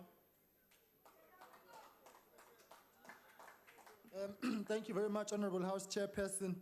This budget comes on the backdrop of Stats SA telling us that unemployment in South Africa has gone up and now stands at 26.7%. And that, of course, is a problem. However, having said that, Honorable Minister, your department needs our fullest support, because on its shoulders rest the collective needs of our people who bore the brutal brunt of apartheid and are struggling each day to work their way out of that suffering. To do this, they need the necessary skills, knowledge, and expertise. And whilst we encourage everybody to be a business person, start a business, that must be coupled with us developing people who will be able to work in those businesses. And therefore, education needs to be on point. It is pointless to start a business but not have the workers who are going to be in a position to sustain those businesses. So that's important. I remember my grandmother telling us that she had 10 kids and she was into subsistence farming. Elima amadumbe nobhontshisi lapha eMzumbe engasebenzi. Kodwa ngalokho okuncane wagqugquzela abanye besifazana bomphakathi ayehlala nabo ukuthi asilime ukuze ikusasa lezingane zethu liqhakaze. Safunda ngenxa yokuthi wafundisa abazali bethu. Qala ngokuthi asiye emphakathini siyobanikeza ulwazi olufanele bakwazi ukuyifukula bona. Ngoba uma singakwenzi lokho sibabeka ngaphansi kwengcindezi yokuthi ngaso sonke isikhathi fanele bakhangeze, kanti isithunzi somuntu asikho ekukhangezeni sekuthenini akwazi ukuthi azenzele yena. And that is why the IFP policy is that of self-help and self-reliance, because there is dignity in independence. There is dignity in you being able to provide for yourself. We should be giving them the support they need to be independent. Honorable Minister, there's the issue of unviable municipalities, and I would think it's in your best interest to zoom into the reasons being given into the municipalities being deemed to be unviable. It is said that they do not have an income base or a tax base. Let us identify niche economic opportunities in those municipalities to assist those municipalities to be able to give us, what we need, and that is businesses. So the fact that all development is local would mean that the development in those localities must be underpinned by businesses which are going to be able to sustain those economies. Science, technology, and innovation remains one of the most critical and most important areas in modern day South Africa. And if we are a global competitor, we must do everything possible to ensure that science, technology, and innovation are at the forefront of small businesses. I want to relate a story, Honorable Minister. You know, in Durban, West Street, the main street of Durban, you've got vendors and hawkers there. But on a daily basis, they are subject to the abuse of Metro Police, who are taking their things and loading them on trucks, telling them, you don't have a permit, you're not supposed to be here. They should be chasing criminals, but they are chasing the people who are trying to make ends meet. It is those things which are a hindrance to small business, and really those things must be sorted out.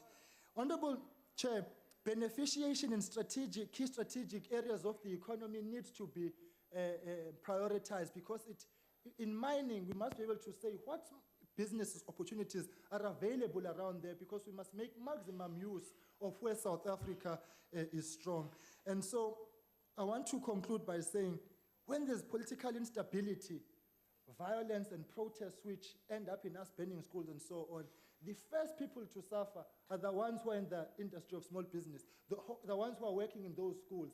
The taxi operator who must commute the students to school. If we ban the school, there's nobody to commute.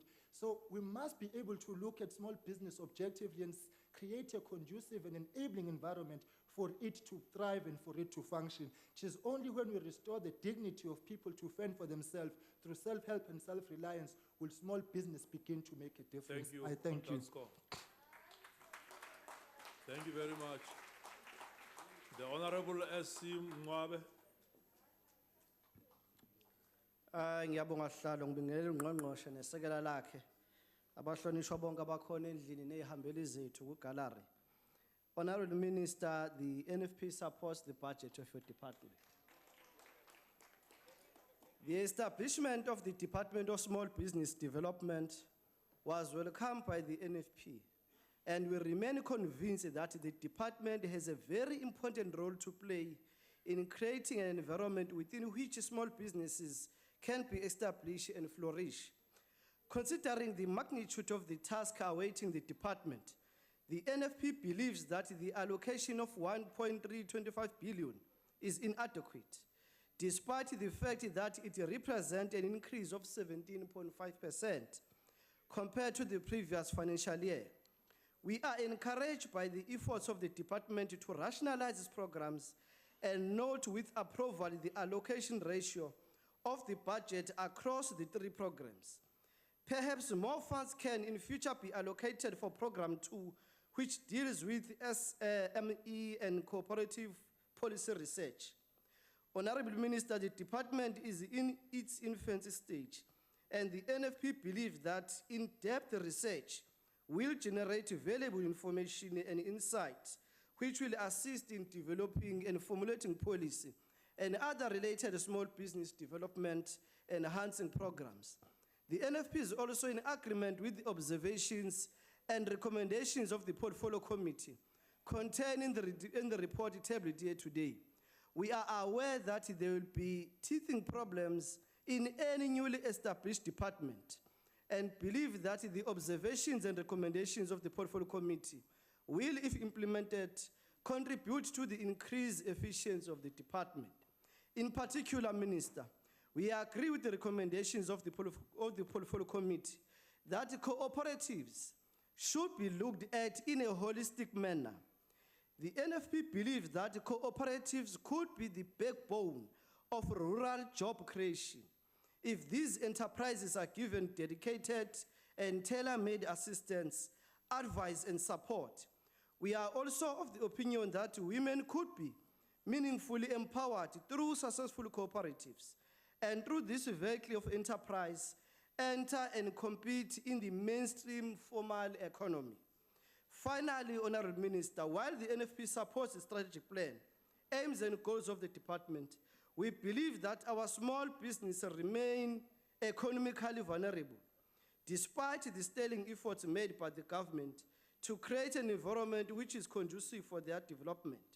What we would like to see is some protection for our small businesses, and in particular those micro enterprises which are migrating from an informal economic venture to a fully fledged, registered, and potentially prospering business. The NFP suggests that we can start protecting our small businesses at a municipal level, using existing regulations and powers. And we intend to do just that in those municipalities where we will be governing after the local government elections.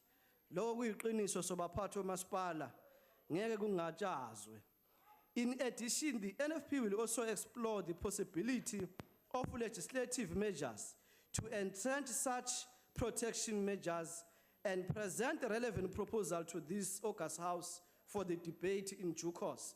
Thank you very much. We support the budget. Thank you very much.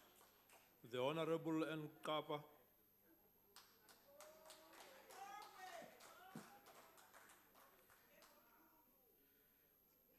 Honorable Chair, Honorable Minister and other ministers present, Honorable Deputy Minister and Deputy Ministers present, Honorable Members of Parliament, members of the Department, Honorable guests. Having listened to the budget as presented by the Minister and having been properly briefed by the Department in the Portfolio Committee and having listened to all the challenges, we as the ANC support this budget. We further believe and urge that any person or a group of persons who justifiably claim that they are champions for the economic freedom for the poor, they must support this budget. We say so because it is in line with the objective of our socio-economic transformation agenda, which implies our facilitation of radical transformation of the economy through increased participation of the small business and cooperatives in the mainstream economy. It's interesting that Honorable Mlaudzi knows this very well. The objective of the ANC socio-economic transformation agenda is articulated in the ANC's strategy and tactics of 2007, which says, the achievement of the democracy in 1994 has provided South Africans with the opportunity to de-racialize the economy and society at large and to pursue economic growth, development, and redistribution so as to achieve a better life for all. It is the ANC's task during the second phase of democratic transition to intensify the radical economic transformation to overcome the triple challenges of poverty, unemployment, and inequality. I think some of them think it should be radical transformation. The resolution of the 53rd ANC conference on developing SMEs development through public sector procurement and infrastructure spending is a firm commitment of the ANC government to opening sustainable and suitable market for SMEs and cooperatives to radically transform the economy. Small businesses allow people to participate in the economy, create more jobs, and spread income. Honorable Chairperson, we submit that it is the responsibility of the ANC government or the ANC-led government or the ANC and its government to use the budget as a vehicle for addressing the evils of the past without being apologetic. We do not have to submit to those who would like to limit this to the narrow understanding of growth of the economy. Nor do we want our people to be victims of demagogues who preach that there is anything beyond radical economic transformation. Both of these tendencies are distortion. The fact is that small businesses will allow more people to participate in the economy and create more jobs and spread income. It is in this context that we debate this budget. Chairperson, the evils of the past and its subsequent current situation declares that SMEs and cooperatives primarily need access to finance. And they have been historically been excluded because this was a privilege of the white business. The category of small business and cooperative have been always faced with difficulties of being referred to as unbankable, risky. They find it difficult to qualify for loans. Sometimes even those that were those were devised for them. And in this case, you find someone oboleka imali because akana mali. Kuthi asina kunika imali kuba awuna mali. This is what these people are faced. The strategy of it, this is the reason why then we have the institution like SEFA, whose strategic objective is to expand access of credit and finance to finance the informal and microeconomic sector. Since April 2013, SEFA has assisted 160,000 SMEs, cooperatives, to a value of 3.2 billion. Through this different loans program, CIFA has assisted 141,000 black-owned SMMEs, 37,000 youth-owned SMMEs and cooperatives, 155,000 women-owned SMEs and cooperatives to a value of 1.3 billion. These funding initiatives have led to a facilitation of more than 130,000 jobs in different SMEs and cooperatives. Honorable Chair, access to market is a huge challenge facing the SMMEs and cooperatives. The department has the MMS Cooperative Program designed, a sub-program of the Market Development Stakeholder Relations, which is a vehicle for funding the implementation of assistance to identify international market opportunities. The department has further wisely identified that the challenges of this nature need partnerships. It is therefore committed itself to paying particular attention to establishing strategic partnerships with all relevant departments, as well as with private sector and NGOs. All these facts indicate what the ANC government is committed to do for the people who gave it mandate. Those people who voted for the change in 1994. How can someone then call them to vote for change? How can they change the change? This budget is in the interest of the poor. That the ANC support it. I thank you.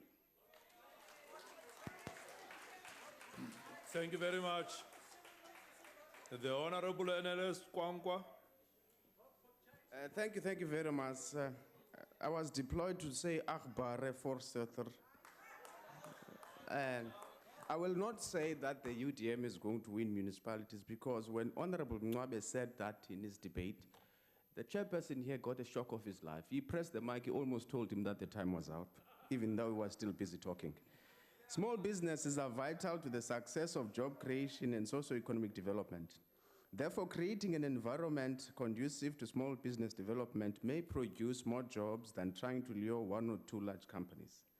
However, the massive jump in the unemployment rate from 24.5% to 26.7%, according to the latest stats report, warrants a candid assessment of job creation strategies of this government and puts small businesses at the center of any solution to the unemployment problem. While some progress has been made in small business development, the greatest promise of some of the institutions that have been created to facilitate the development of and the support for small businesses is so far unmet. Many small businesses to this day are still struggling to access finance and business support. House Chair, in light of the current failures of small businesses and cooperatives in particular, steps should be taken not only to determine and address the causes of this failure, but to also consider alternative ways of extending credit to SMMEs and as well as the poor, and support mechanisms to ensure business success. In this regard, we should learn from the likes of Grameen Bank from Indonesia, a microfinance institution that specializes in lending to poor households. Grameen Bank, as well as Credit Desa Bank in rural Indonesia, seem to have mastered the art of giving loans to poor households for rice processing, livestock raising, traditional crafts, and so on. But more interestingly, at some point, the average loan at these banks was $71 US. We could also learn from this bank their innovative local enforcement mechanisms to collect outstanding debts, and ways and other mechanisms they use to support and to ensure that the success of these businesses becomes a reality. For instance, countries such as Bolivia, China, in India, Ethiopia, Tanzania, and the US, among others, have all copied this model. House Chair, the time has come for the department to instigate industrial diversification by incentivizing entrepreneurs to invest in markets that they may not otherwise have. Taiwan and Korea have done this very well over the years. We could use the SOEs that are about to be restructured to achieve this objective. City Mama, okwesibini phamba sihlale phansi kaniyeke lento benixhwithana torhwana nizama ulungisa lento ezi small businesses. But more importantly, there's an issue be highlighted by Honorable Schlengwa earlier. Le nto yokususwa kwaba bantu sasiyithethile nakuloo budget vote ya last year, but isaqhubeka. Kodwa ke kukho le ususwa kwabantu abathengisa apha endleleni ufumanisa uba ngabona abahlukunyezwayo. Kodwa the other problem, now umane nizibala zonke ezi-unemployment ingathi nibala inkobe. Uba ani-address the issue ye-clandestine employment, apha kwi-private sector bakhangela abantu bangaphandle abazaba-exploiter, bayeka abantwana bethu apha ngaphakathi. Ukhona omnye, for instance, ebeqeshwe by the private sector, by this company here in Cape Town. Ute epeyinta esuka ngaphandle andithi akabhaliswanga ndawo. Wawa phaa phezulu esilingini wabetheka wophuka umlenze. Uyazi bakwenzeke ntoni? Ndawunoba bamlungise bavele bathatha bafaka omnye bamyeka engqinqe phaa. KuMzantsi Afrika ke lo enokhileyo. The United Democratic Movement supports this budget vote. Lamasela. Thank you very much. The Honorable KRJ Mishwe.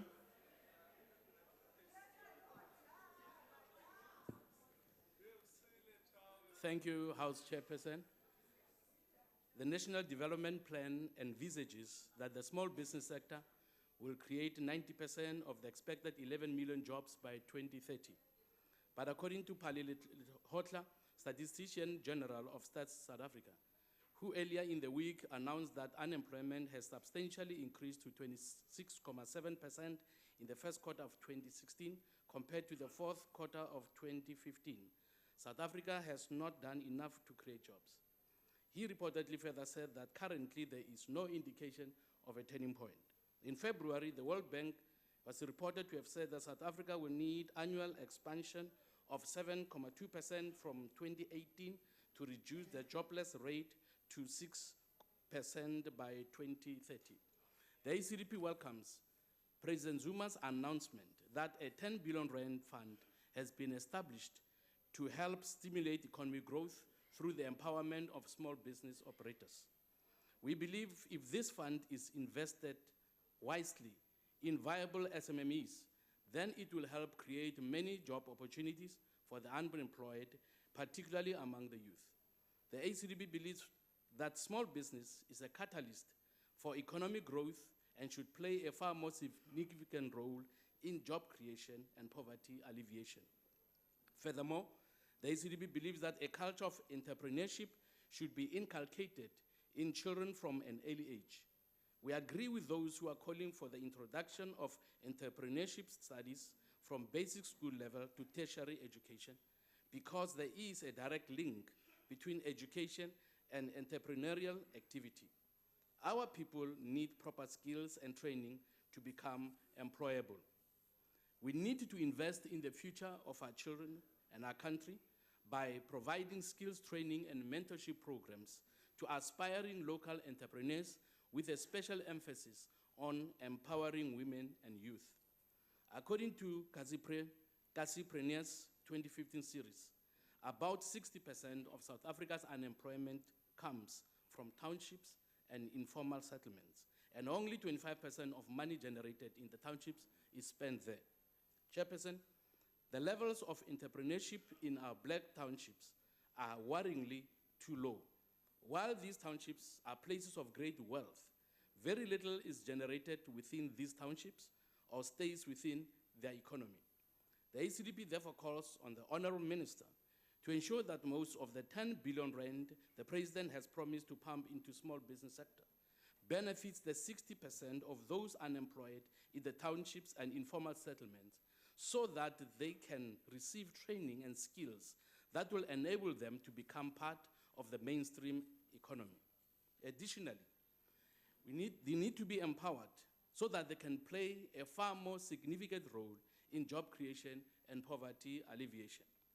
Local spaza shops owners and street vendors, particularly those grandmothers selling fruits and vegetables and magwenya, should also benefit from this fund. Some of us went to school because of the proceeds of magwenya.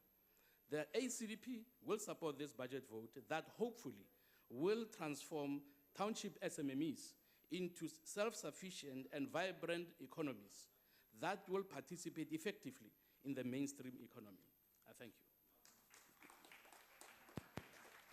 you. Thank you very much. The Honorable TZM Khoza.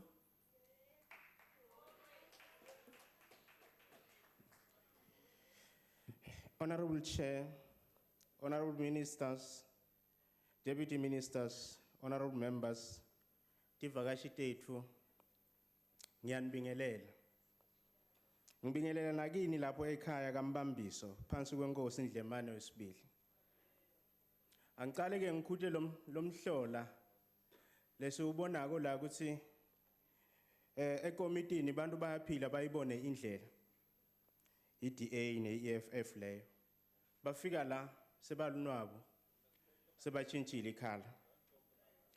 The ANC-led government remains resolute and continue to uphold the commitments made to our people during the 52nd National Conference in Polokwane, where we outlined an economic vision that is premised on the Freedom Charter's call that, open quote, the people shall share in South Africa's wealth, close quote. And again, during the 53rd National Conference in Mangaung, where we took a groundbreaking resolution by affirming the National Development Plan as the country's blueprint for socio-economic development.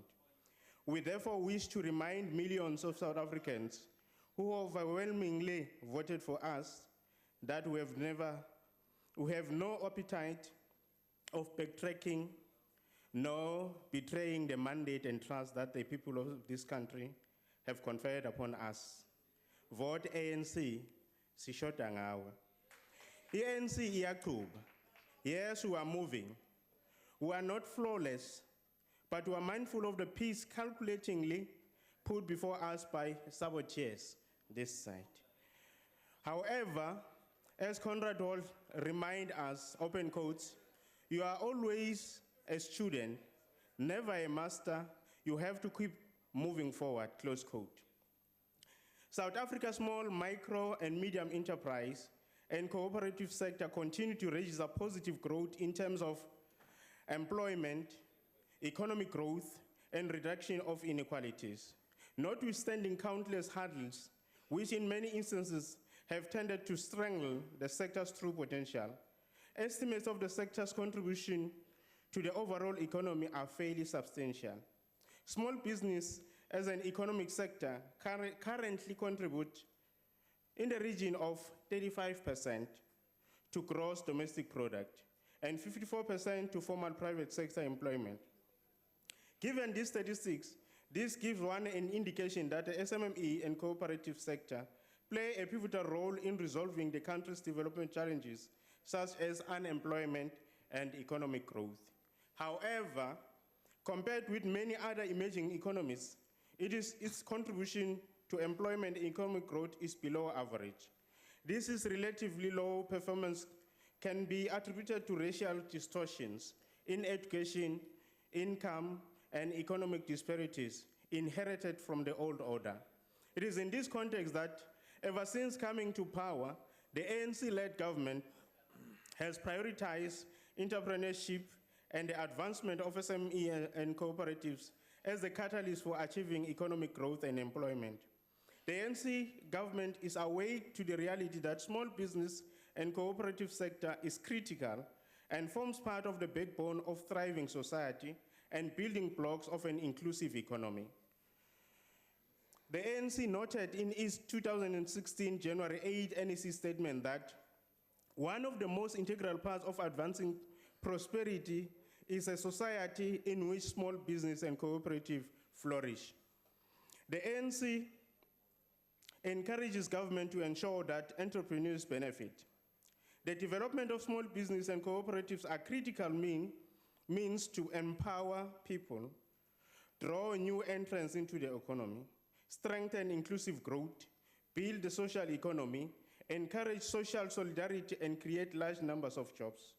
While small business support was strengthened over the past 5 years, it is necessary to scale up and expand the number of and viability of cooperative and small business to achieve our development vision.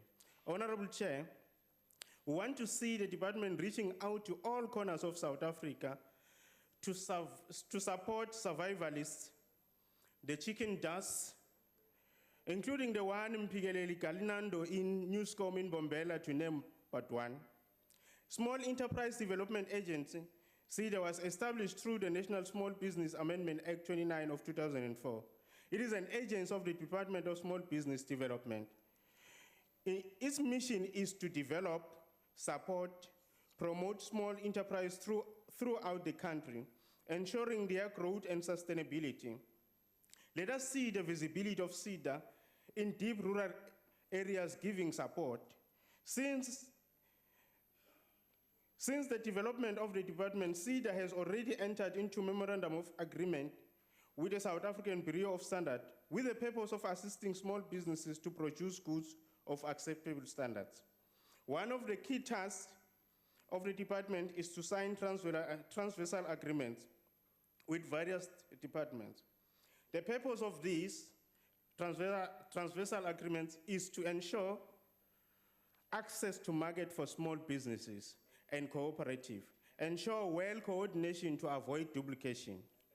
The National Skills Development Strategy 3 underscored the training needs of the cooperatives, including relevant capacity building for secondary, apex, and cooperative movements as a whole. Hence, the Department of Higher Education and Training undertook to work even more closer with the department.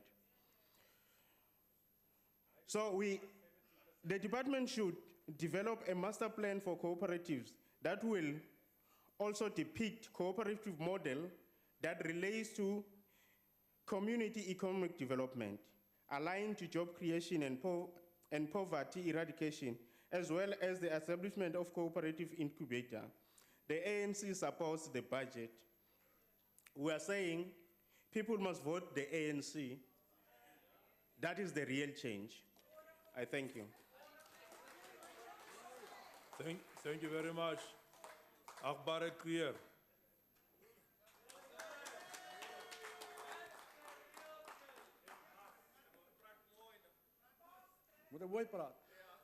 House Chairperson, today's debate takes place against the conditions of economic decline and bottlenecks that hamper the growth and the development of small businesses and cooperatives. The truth of the matter is that when governments fail to implement appropriate legislation, the economy, society, and business fail. It's commonly known throughout the world that bad governments introduce bad legislation.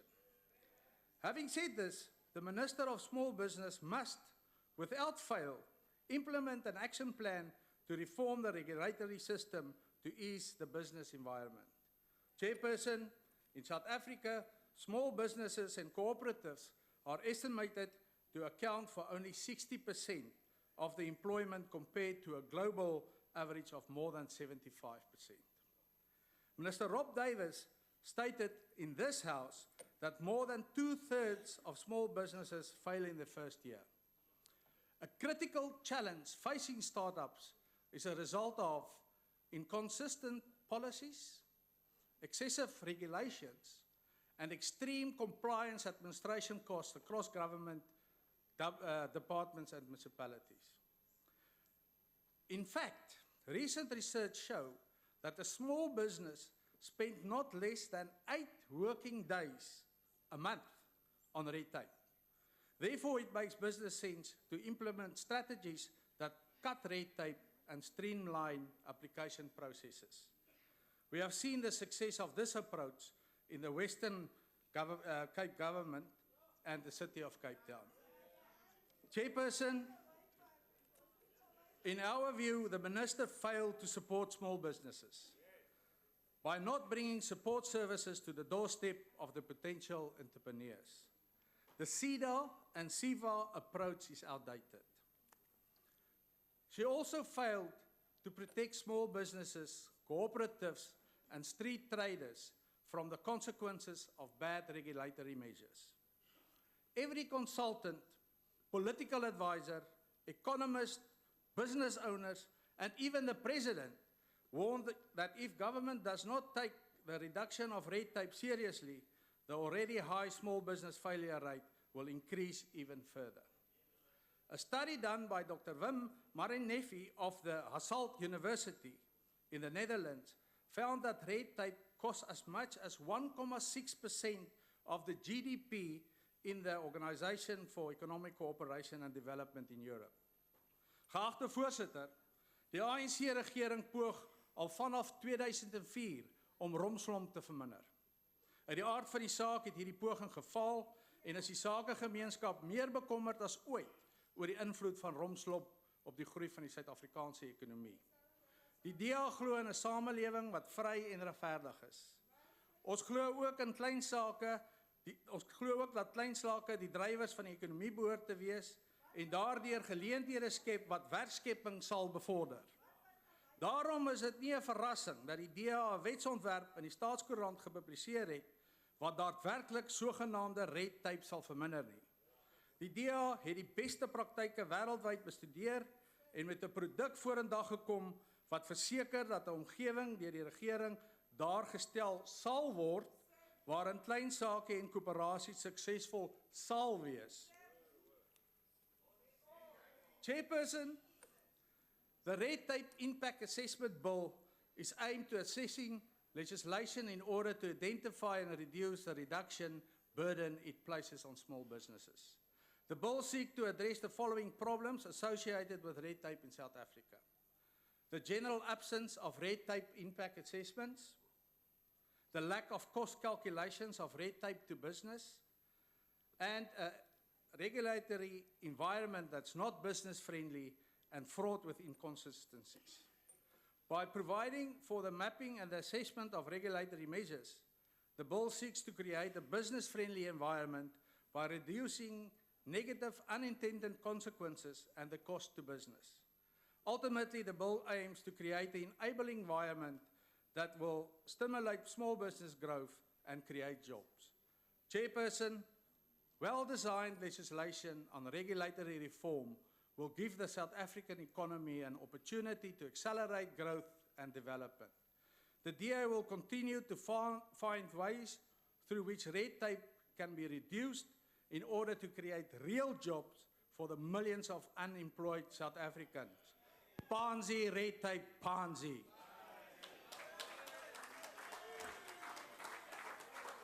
Dank die achtbare lid. Mthabiseki ex Mabasa. Mutsami wa xitulu holobye Manana Zulu xandla xa holobye Manana Thabethe swirho swa huvo na mixeweta na vayeni va hina avuxeni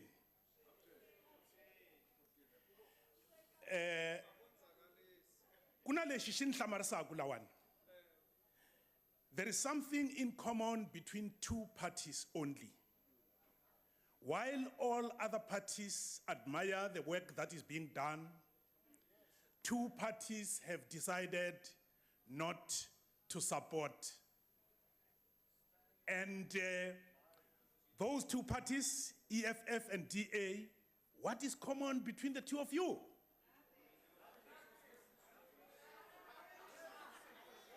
And I want to go back. I want to go back and say, mintirho leyi maAfrika-Dzonga ma hlanganaka na yona namuntlha I mintlhontlho ya vusweti, ku pfumaleka ka mintirho na ku pfumaleka ka ku ringana ka leswi humaka eka mbewu leyi yi byariweke hi 1910 na hi 1948. Xivangelo xa xihlawuhlawu xi fanele ku kumiwa eka ku navela ka mulungu ku va na xiyimo xa xifundza eka vaaki va Afrika-Dzonga. Kusukela loko ku ri na ku hlangana hi 1910, xihlawuhlawu xi hundzuke phetheni leyi nga enawini ya vaaki. Naswona kusukela hi 1948, Chairperson. phetheni leyi. Ntade Mabaso, ticela nje uxolo, Just a 1 second. second.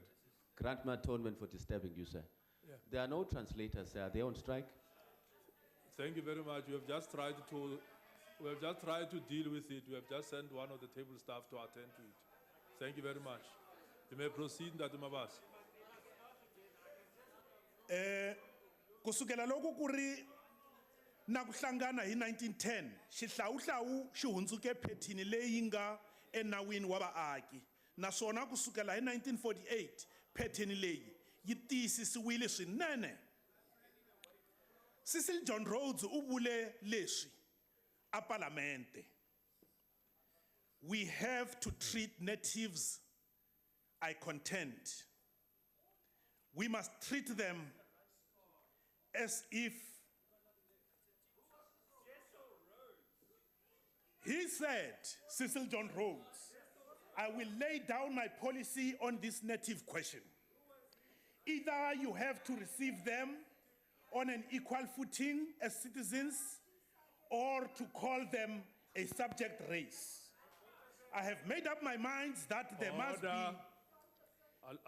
class legislation, that there must be passed laws and peace preservation acts, and that we have to treat natives where they are in a state of barbarism, in a different way to ourselves. We are to be lords over them. These are my politics, and these are my politics of South Africa. The natives is to be treated as a child and denied the franchise. He is to be denied liquor. We must also adopt a system of despotism, such as works so well in India in our relations with the barbarism of South Africa. This was said by your hero, Cecil John Rhodes. As if that was not enough, John Smuts in 1948 followed and said it is a fixed policy to maintain white supremacy in South Africa. Allow the member to Smuts in 1948 uyile amahlweni abula leswi. Equal rights have never been our policy. Our policy has been European supremacy in this country. Verwoerd atsikelela aku, South Africa is a white man's country and that he must remain the master here. I'm saying all these things because when we are struggling to build the economy of this country, those that planted the seeds. Honorable Mabas, just take your seat a little bit. Honorable members, if the member is debating, is quoting, allow him to quote whatever he quotes. And your next member will have an opportunity to respond if you have got anything to deal with that. I have, the chair has a discretion to allow interjections. But if the interjections drown the speaker, then we'll always call order on members so that we can hear the member on the podium. Please, can you allow him to proceed? Proceed, Honorable Mabas. The problem, Chairperson, is that truth hurts. Tiso ya baba.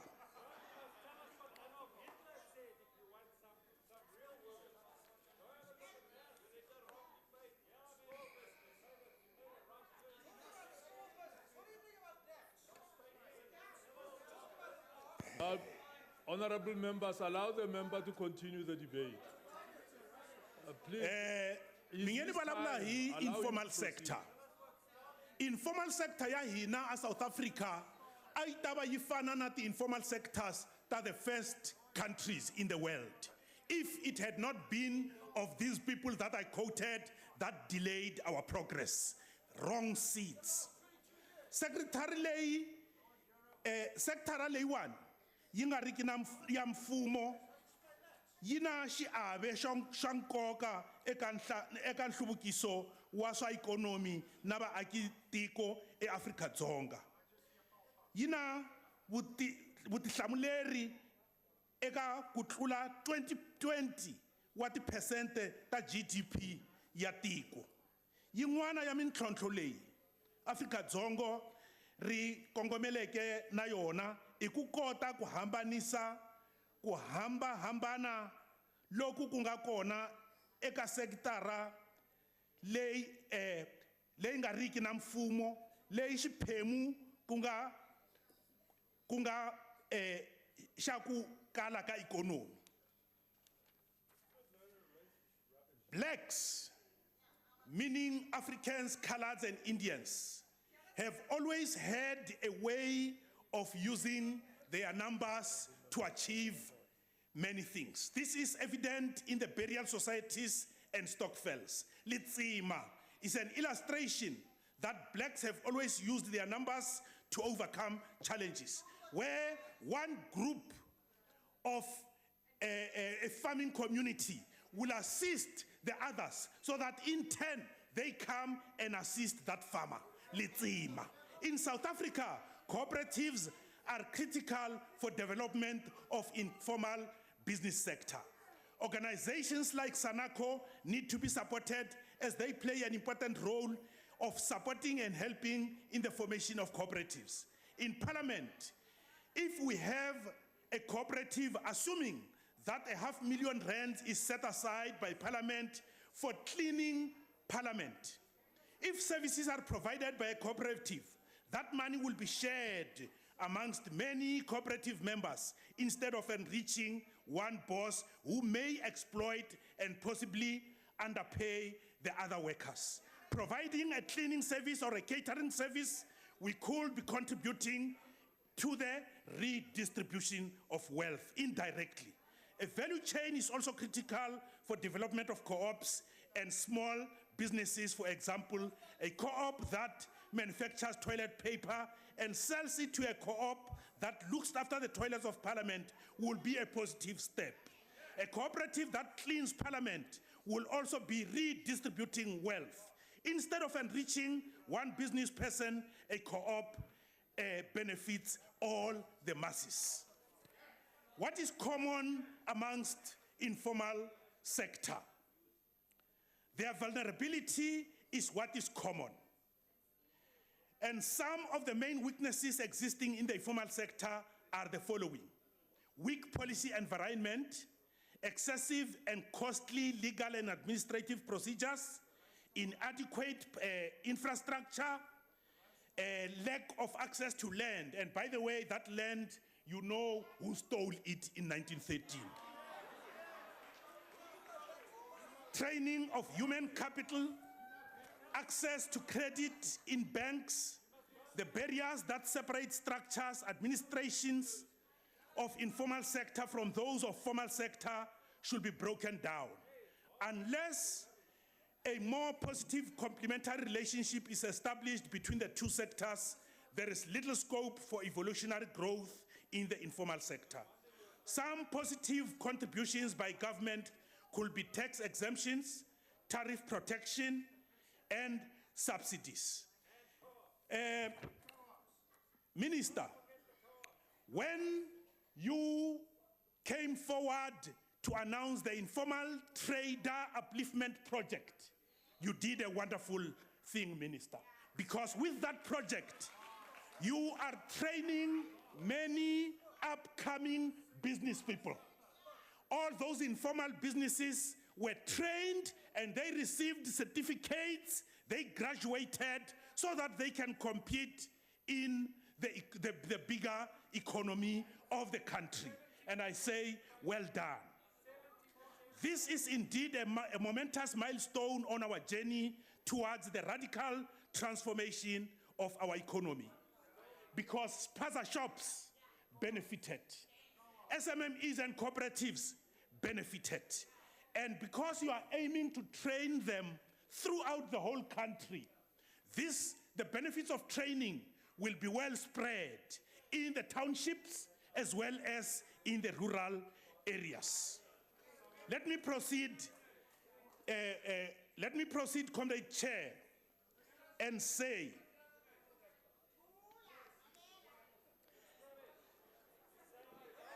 excessive and costly legal administrative procedures are what is a hindrance to the development of small businesses and cooperatives. But let me tell you something again. It is important that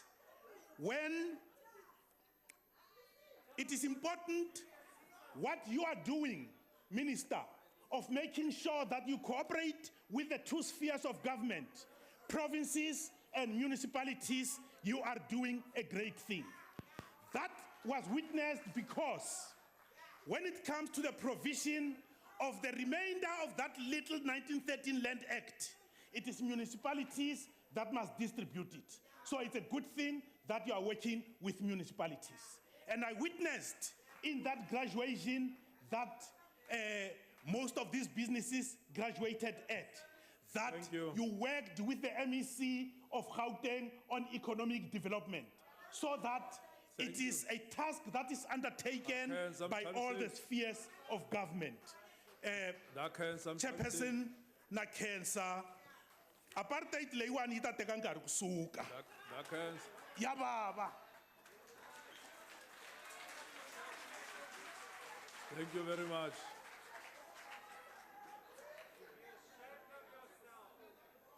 The Honorable, the Minister of Small Business Development.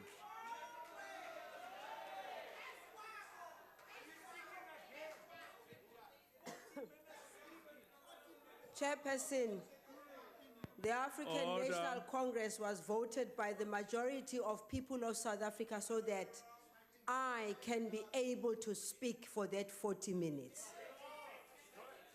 And Chairperson, I presented to the House Budget Vote 31 on small business development. I wish to thank all the members who were positive with an encouragement interventions. I wish to thank them because South Africa needs positivity to take us forward.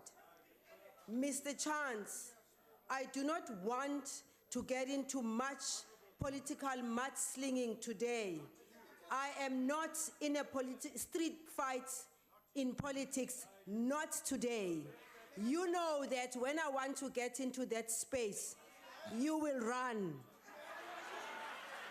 I am 100% sure that the majority of SMMEs and cooperatives do not and will never see me in that light. I'm totally committed, as well as my government, to liberating black people from the bondage of economic empowerment.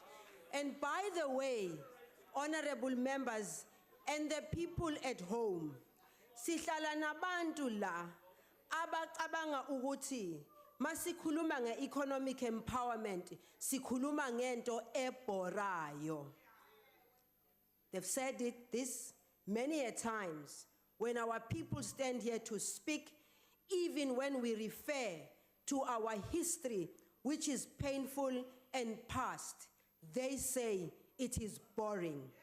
From now on, the one thing that you must always know, our history can never be boring. It is boring to yourselves because you have absolutely no clue of how we got to be where we are today. You are here courtesy of the African National Congress.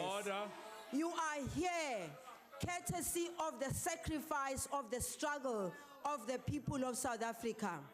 And it is only this side of the House that doesn't understand that. The rest of the opposition who have been with us in the trenches, even when they begin to address us, they tell us how to do things right because, Honorable Shenge, you have walked with us throughout this time. Lusaka and Dar es Salaam are the homes that housed us while we had to run away from you. To the ANC members in particular, and the DM, the Honorable Minister, just take your seat a little bit, Honorable Minister. Honorable members, we heard speakers that have debated, they've communicated their messages, and we expect that the minister will respond to them. And we have invited guests at the top that wants to listen to the responses. Surely the guests are not here to listen to the noise. They are here to listen to the responses that the minister is giving. Can you give the minister an opportunity to continue to respond? Thank you very much. To the ANC members in particular, and the DM, we can only be strong with your continued support. Chairperson, you are the one who know we are known to be the champion of cooperatives. Mr. Honorable Hlengwa, many of us are products of the grandparents that you talk about today. Those are the grandparents who sacrificed their own lives to make sure that some of us singakwazi ukukhuluma lo lwimi esilukhulumayo, ulwimi olunzima kakhulu, lo ndlebe zikhanya ilanga, kodwa siyakwazi ukulikhuluma namhlanje. Ngoba our grandparents sacrificed to take us to school and educate us. I also would like to say to you, I hear you on the matter of the people on the streets who are always hustled. That is the reason why we want to work strongly with the local structures to make sure that our people are given dignity by ensuring that the local structures build the infrastructure for them. Education is at the center of everything. We do understand that, and it is for this reason that we believe entrepreneurship must be introduced in schools, in adult education, in order to empower our people. Honorable Mcwabe, policy research is important for us. It is for that reason that we introduced research monitoring and evaluation in the department so that facts and figures and information that we have can be able to assist us to make sure that we develop interventions that can respond properly. Honorable Nkwankwa, lessons from the Grameen Bank is what we would also like to go to see, because we believe that progress is very important. And as for the industrialization and diversification, it is for this reason that we encourage those that already are in a capacity to be part of the Black Industrialist Project to participate. The ANC spoke to the banks. Amabhange athi kubantu ikakhulukazi abamnyama, asinakukunika imali ngoba ungenamali, ngoba ungena credit record. Siyithathaphi le credit record? Silanje in 22 years, bonke laba bane credit record, they are 5 generations ahead of us. Kungako ke sithi kumabhange nama financial institutions and to government as a small business development, the transformation of banks, the transformation of financial institutions, and the formation of a black bank that will also understand that we are a developmental state must be speeded up very quickly. Honorable Chair, I also do want to go back and thank all the members of the provincial legislature responsible for economic development, the MECs and everybody, to thank them for them agreeing to work with us as the Department of Small Business Development. And this is going to assist us in ensuring that the weaknesses that we have learned from in the past 22 years are lessons for the future. We have encouraged the media interest in small business development, and I want to express my sincere appreciation to the progressive media houses and teams for their coverage of their work and their opinions. Yes, ANN 7, because it talks to black people. My department, Honorable Chairperson, I wish to thank and express appreciation again to the Director General, Professor Edith Fries, and the entire department, the people who work closest to me for their dedication and commitment in order to keep up with my diary. Your hours have shaped a new normal for the public service. Honorable Chairperson, as for the DA, I am going to meet with you in the streets of South Africa as we campaign for the empowerment of black people, but also to make sure that the people of South Africa continue to vote the African National Congress. In fact, Chairperson, today I had absolutely no intention of going this route. But you know, when you're standing here and you hear the noise that comes from this side, it just makes your blood boil, and then you think, where do we come from? Where are we going? Should we really continue to carry this lot with us?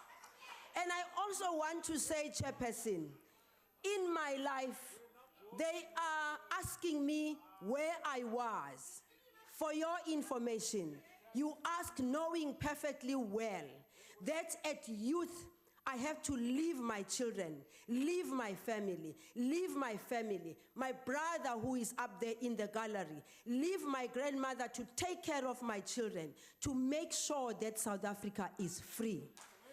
They asked me the question about where I was. If you want to know, I can, outside of this house, explain it to you. Where was I? How did I get here?